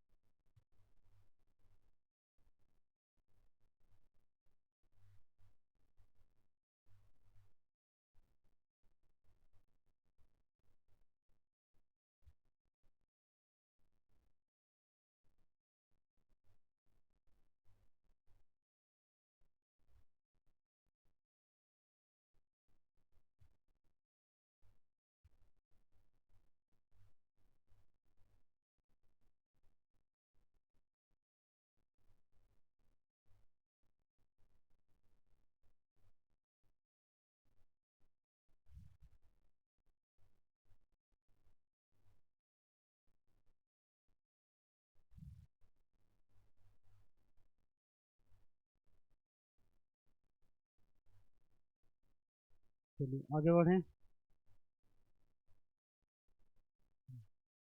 हाँ, some important compound of sulphur की बात करते हैं। तो सल्फर का इम्पोर्टेंट कंपाउंड क्या होता है? SO2। पहला कंपाउंड क्या आएगा हम लोग का? SO2। SO2 दिया हुआ है, इसका मेथड ऑफ प्रिपरेशन क्या होगा? सल्फर को हम लोग क्या करते हैं, ऑक्सीजन के साथ ट्रीट करते हैं, तो क्या बन जाता है? सल्फर डाइऑक्साइड बनता है। ठीक है, SO2 बन जाएगा। एक सल्फर और दो ऑक्सीजन से क्या बन गया हम लोग का? SO2। लैब मेथड में हम लोग क्या करते हैं? लैब मेथड में हम लोग करते हैं SO3 टू माइनस को हम लोग क्या करते हैं? H+ के साथ रिएक्ट करते हैं, तो ये किस में कन्वर्ट होता है? H2SO3 में। और H2SO3 को हम लोग रिएक्ट करवाते हैं तो क्या बनता है? SO2 और H2O में कन्वर्ट हो जाता है। ठीक है। इंडस्ट्रियल मेथड में हम लोग बात करेंगे, आयरन सल्फाइड है और ऑक्सीजन है, FeSO2 है और ऑक्सीजन है, इसका हम लोग रिएक्शन करवाते हैं तो ये कन्वर्ट हो जाता है Fe2O3 और SO2 में। ठीक है। Cu है कंसनट्रेटेड, H2SO4 के साथ रिएक्ट करवाते हैं तो एक कॉपर सल्फेट में कन्वर्ट हो जाता है और सल्फर और वाटर हम लोग का प्रोड्यूस होता है। ठीक है, खत्म। और इसमें कुछ याद करना नहीं है। ठीक। लैब मेथड में SO3 का हम लोग क्या करेंगे? H+ के साथ रिएक्ट करवाएंगे, कोई एसिड होगा, ठीक है, और H2SO4 में कन्वर्ट हो जाएगा और SO2 और वाटर बनेगा। इंडस्ट्रियल मेथड में हम लोग FeSO2 का हम लोग O2 के साथ रिएक्ट करवाएंगे तो Fe2O3 और SO2 में कन्वर्ट हो जाएगा। ठीक है। कॉपर का कंसनट्रेटेड H2SO4 के साथ रिएक्ट करने से कॉपर सल्फेट SO2 और वाटर में कन्वर्ट हो जाएगा। ठीक। इतने मेथड से हम लोग क्या बना सकते हैं? SO2 बना सकते हैं।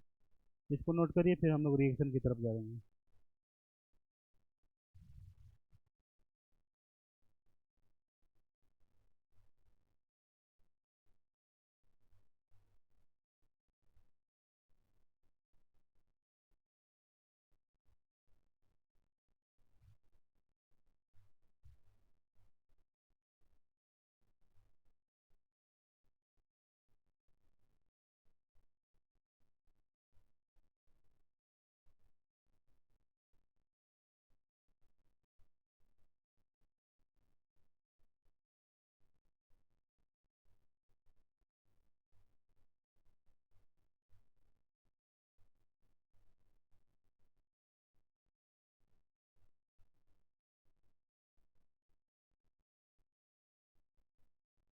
चलिए, हो गया, नोट कर लिए।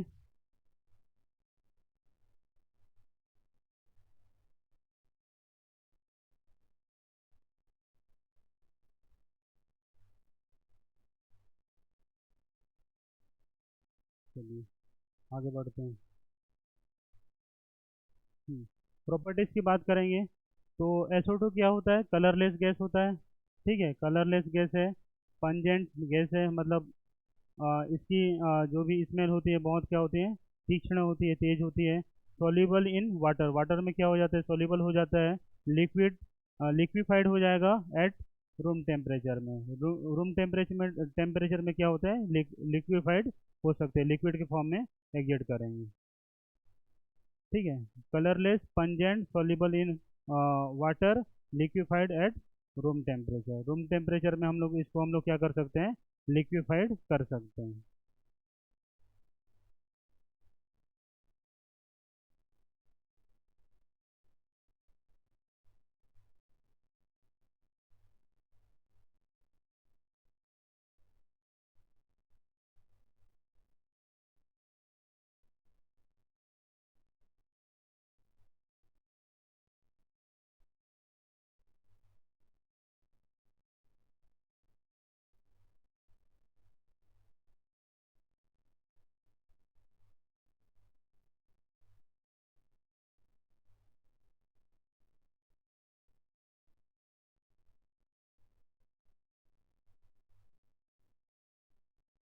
चलिए आगे बढ़ें। इतने भयानक रिएक्शन है, ठीक है। रिएक्शन बहुत सारे हैं, ठीक है। SO2 क्लोरीन के साथ रिएक्ट करता है, ठीक है, चारकोल के प्रेजेंट में, तो किस में कन्वर्ट हो जाता है? SO2Cl2। SO2Cl2 के साथ रिएक्ट करता है तो क्या बना देता है? SO2Cl2। ठीक है। वाइट फास्फोरस के साथ रिएक्ट करवाते हैं, किस में कन्वर्ट हो जाएगा? SO2 और फास्फोरस पेंटा क्लोराइड में, और वाटर के साथ रिएक्ट करेंगे तो H3PO4 में कन्वर्ट हो जाएगा। ठीक है। तो इसका रिएक्शन ऐसे याद करेंगे।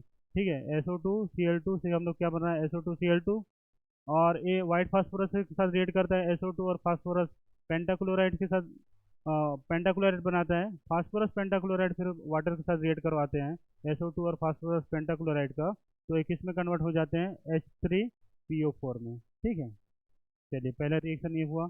SO2 को हम लोग क्या करते हैं, SO2 को हम लोग रिएक्शन करवाते हैं NOH के साथ, तो एक ये क्या बना लेता है, सोडियम Na2SO3।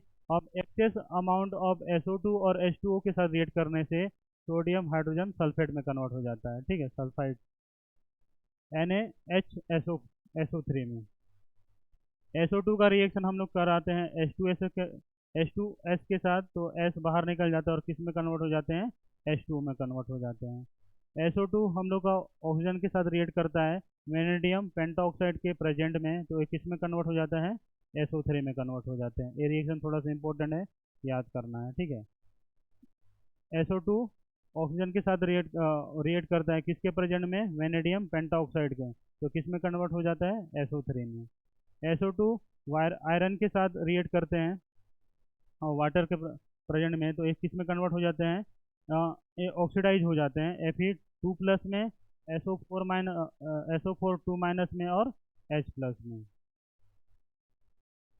इसे हाँ, SO2 O2 के साथ रिएक्ट करेंगे तो एक किस में कन्वर्ट हो जाएगा, SO3 में।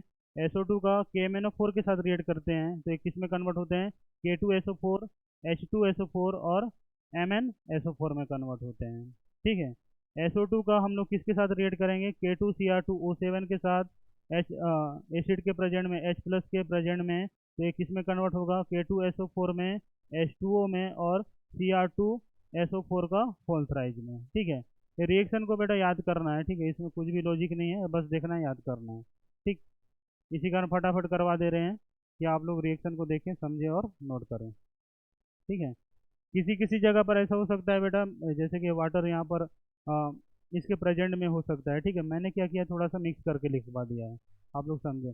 आप लोग प्रोडक्ट समझना है और किसके साथ रिएक्शन हो रहा है इसको समझना है। ठीक है, एनसीईआरटी में थोड़ा सा इधर उधर दे सकता है, ध्यान देंगे, बुक से मैच कर लेंगे।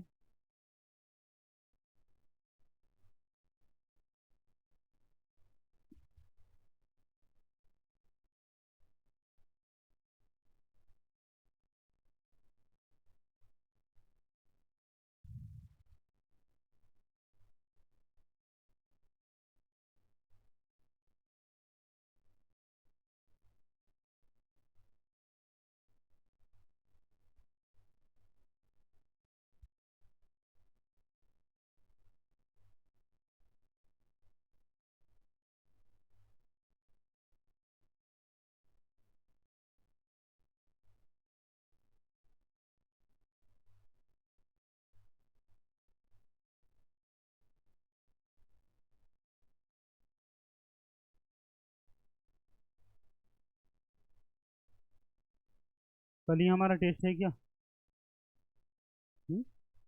टेस्ट नहीं है, मतलब एक्सटेंड हो गया क्या, कितना दिन, 4 तारीख को है।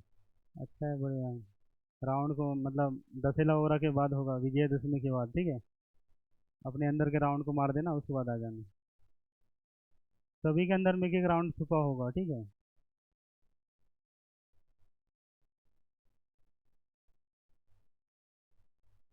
रावण अच्छे थे, मतलब उनका नेचर क्या था, बहुत अच्छा था, बहुत ज्ञानी थे, और उनके सामने कोई टिक भी नहीं सकता था, मतलब उस जमाने के ना नीट के टॉपर थे, समझे।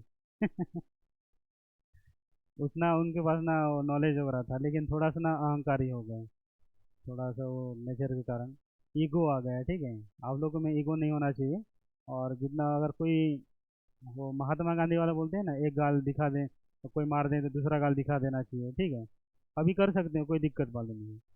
ठीक है, अभी कर सकते हैं, वो नेचर में आ जाएंगे ना तो हम लोग बच सकते हैं, क्योंकि ना ऐसा होता है कि अभी डायरेक्ट कुछ भी हो जा रहा है। ठीक है, बाद में बताऊंगा।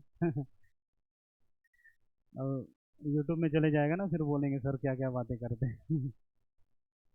चलिए, यहाँ तक क्लियर है। देखिए, आज हम लोग फास्ट चल रहे हैं बेटा, रिएक्शन डायरेक्ट लिखना था, कुछ भी समझाना नहीं है, इसी कारण फास्ट फास्ट ले जा रहा हूँ। और समझाने का होता तो मैं रुक के समझाता आराम से, ठीक है, और पूछता भी आप लोग को समझ में आया कि नहीं बोले। SO2 एक्ट ए ब्लीचिंग एजेंट। SO2 क्या करता है बेटा, ब्लीचिंग एजेंट की तरह काम करता है। SO2 को हम लोग क्या करते हैं, वाटर के साथ ट्रीट करते हैं तो ये किस में कन्वर्ट हो जाता है, H2SO4 में, और नेसेंट हाइड्रोजन देता है, ठीक है, नेसेंट हाइड्रोजन देता है। और हाइड्रोजन को क्या करता है, कोई कलर मटेरियल में हो रखते हैं तो इसको किस में कन्वर्ट कर देता है, कलरलेस। इसको किस में कन्वर्ट कर देगा, कलरलेस मटेरियल में। और ये ऑक्सीजन को मत लिखना, ठीक है, ऑक्सीजन मतलब बाहर से आ सकते हैं, फिर से क्या कर सकते हैं, फिर से रिएक्शन फिर से ऐसा रिटर्न हो सकता है बाहर के ऑक्सीजन से। ये क्या हुआ है, रिड्यूस हो गया है। देखिए यहाँ पर एच, यहाँ पर क्या हो रहा है, SO2 क्या हो रहा है, ब्लीचिंग कर रहा है, ब्लीचिंग एजेंट है, ठीक है। तो इसको हम लोग क्या बोलते हैं, ये वाला जो ब्लीचिंग हो रहा है इसको हम लोग क्या बोलते हैं, रिडक्टिव ब्लीचिंग के नाम से जानते हैं, ठीक है। और ये ब्लीचिंग क्या होता है, टेम्पररी होता है, मतलब टेम्पररी होता है, ऑक्सीजन के साथ रिएक्ट करके फिर से रिएक्शन फिर से वापस जा सकता है, ठीक है। तो इस ब्लीचिंग को हम लोग क्या बोलते हैं, टेम्पररी। और ये रिडक्टिव ब्लीचिंग क्यों कहते हैं, क्योंकि ये हाइड्रोजन के कारण हम लोग का ब्लीचिंग हो रहा है, और हाइड्रोजन के साथ ब्लीचिंग हो रहा है तो इसी कारण इसको हम लोग क्या बोलते हैं, रिडक्टिव ब्लीचिंग। और ये ब्लीचिंग क्या होता है, टेम्पररी होता है। ये ऑक्सीजन के साथ फिर से रिएक्ट रिएक्ट करके ये वाले रिएक्शन को फिर से बैकवर्ड हो सकता है, ठीक है। और इसका स्ट्रक्चर भी क्या होता है, ओजोन के टाइप का होता है, ओजोन की स्ट्रक्चर जैसा था। SO2 का भी स्ट्रक्चर ओजोन की स्ट्रक्चर के टाइप का होगा। वो double bond S, single bond O, यहाँ माइनस और यहाँ पर क्या आएगा, पॉजिटिव चार्ज। और इसका स्ट्रक्चर भी हम लोग अपोजिट कर सकते हैं, O single bond S, double bond O, यहाँ पॉजिटिव और यहाँ क्या आ जाएगा, नेगेटिव आ जाएगा। यहाँ पर क्या होता है, इसका शेप क्या दिख रहा है, बैंड दिख रहा है, इसी कारण हम लोग क्या बोलते हैं, बैंड शेप। ओजोन का भी कौन सा शेप था, बैंड शेप था ना, बैंड दिख रहा है ना, ये सीधा है क्या, नहीं है, बैंड शेप है। बॉन्ड ऑर्डर इसका भी, ओजोन का 1.5 था तो इसका भी क्या है, 1.5 है, ठीक है। बॉन्ड लेंथ क्या है, यहाँ पर भी क्या है, इसको इसको एक्स और इसको वाई मानेंगे तो दोनों का बॉन्ड लेंथ क्या होता है, सेम होता है। एक्स और वाई का बॉन्ड लेंथ क्या होगा, सेम होगा, ठीक है। तो SO2 क्या होता है, ब्लीचिंग एजेंट की तरह काम करता है। और ये वाला जो ब्लीचिंग होता है कौन सा, हाइड्रोजन के कारण ब्लीचिंग होता है, इसी कारण इसको हम लोग क्या बोलते हैं, रिडक्टिव ब्लीचिंग बोलते हैं। और ये ब्लीचिंग क्या होता है, टेम्पररी होता है, ऑक्सीजन के साथ रिएक्ट करके फिर से ये वाला रिएक्शन बैकवर्ड हो सकता है, इसी कारण इसको हम लोग क्या बोलते हैं, टेम्पररी ब्लीचिंग। ये ऑक्सीजन के साथ फिर से रिएक्ट करेगा और ये ब्लीचिंग फिर से बैकवर्ड जा सकता है। तो यहाँ पर स्ट्रक्चर खत्म हुआ।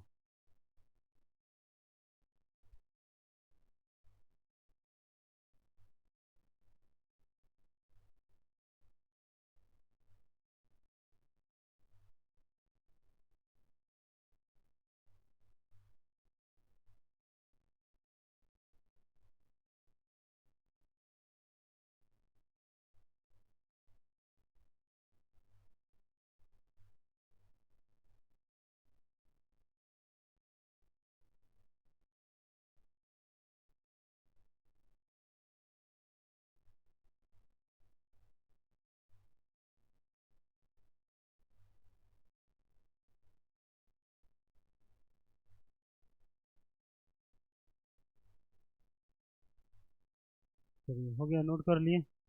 तो आज हम लोग ऑक्सीजन फैमिली के बारे में बात किए, ठीक है। और ऑक्सीजन फैमिली के बारे में इतने सारे बातें कर ली हैं, ठीक है। और थोड़ा सा बातें बाकी है, कल कंप्लीट कर लेंगे। कल ऑक्सीजन फैमिली कंप्लीट हो जाएगा और उसके बाद हम लोग हेलोजन फैमिली में आएंगे। और ऑक्सीजन फैमिली को और एक नाम से जानते हैं बेटा, कैल्कोजन बोलते हैं, ठीक है। इसको हम लोग क्या बोलते हैं, कैल्कोजन। जैसे हेलोजन होता है ना, और इसको हम लोग क्या बोलते हैं, कैल्कोजन। चलिए अच्छा, आप वो कॉम्पैक्ट नेचर के बारे में बात कर रहे थे बेटा, ठीक है। कॉम्पैक्ट नेचर मतलब क्या होता है, ऑक्सीजन क्या होता है, छोटा मॉलिक्यूल होता है, ठीक है, छोटा मॉलिक्यूल होता है। और इसको हम लोग, बड़ा सा कंटेनर होता है ना, उसको कंप्रेस कर देंगे, छोटे से जगह में भी एडजस्ट हो जाएगा। समझ में आया? कॉम्पैक्ट नेचर मतलब क्या है, ऑक्सीजन के मॉलिक्यूल्स पास पास में जुड़े होते हैं, और उसको हम लोग क्या करेंगे, अगर बड़ा सा कंटेनर में रखे हैं, उसको हम लोग ना प्रेशर करेंगे तो छोटे से जगह में भी क्या हो जाएंगे, वो एडजस्ट हो जाएंगे, तो उसको हम लोग बोलते हैं कॉम्पैक्ट नेचर, ठीक है। जैसे कि बड़ा सा कंटेनर अगर आप लोग को साइड साइड कर देंगे तो इतना कोने में सब लोग एडजस्ट हो जाओगे ना। सारे बच्चे को अगर आप लोग प्रेशराइज करेंगे तो आप लोग इतने कोने में एडजस्ट हो जाओगे कि नहीं।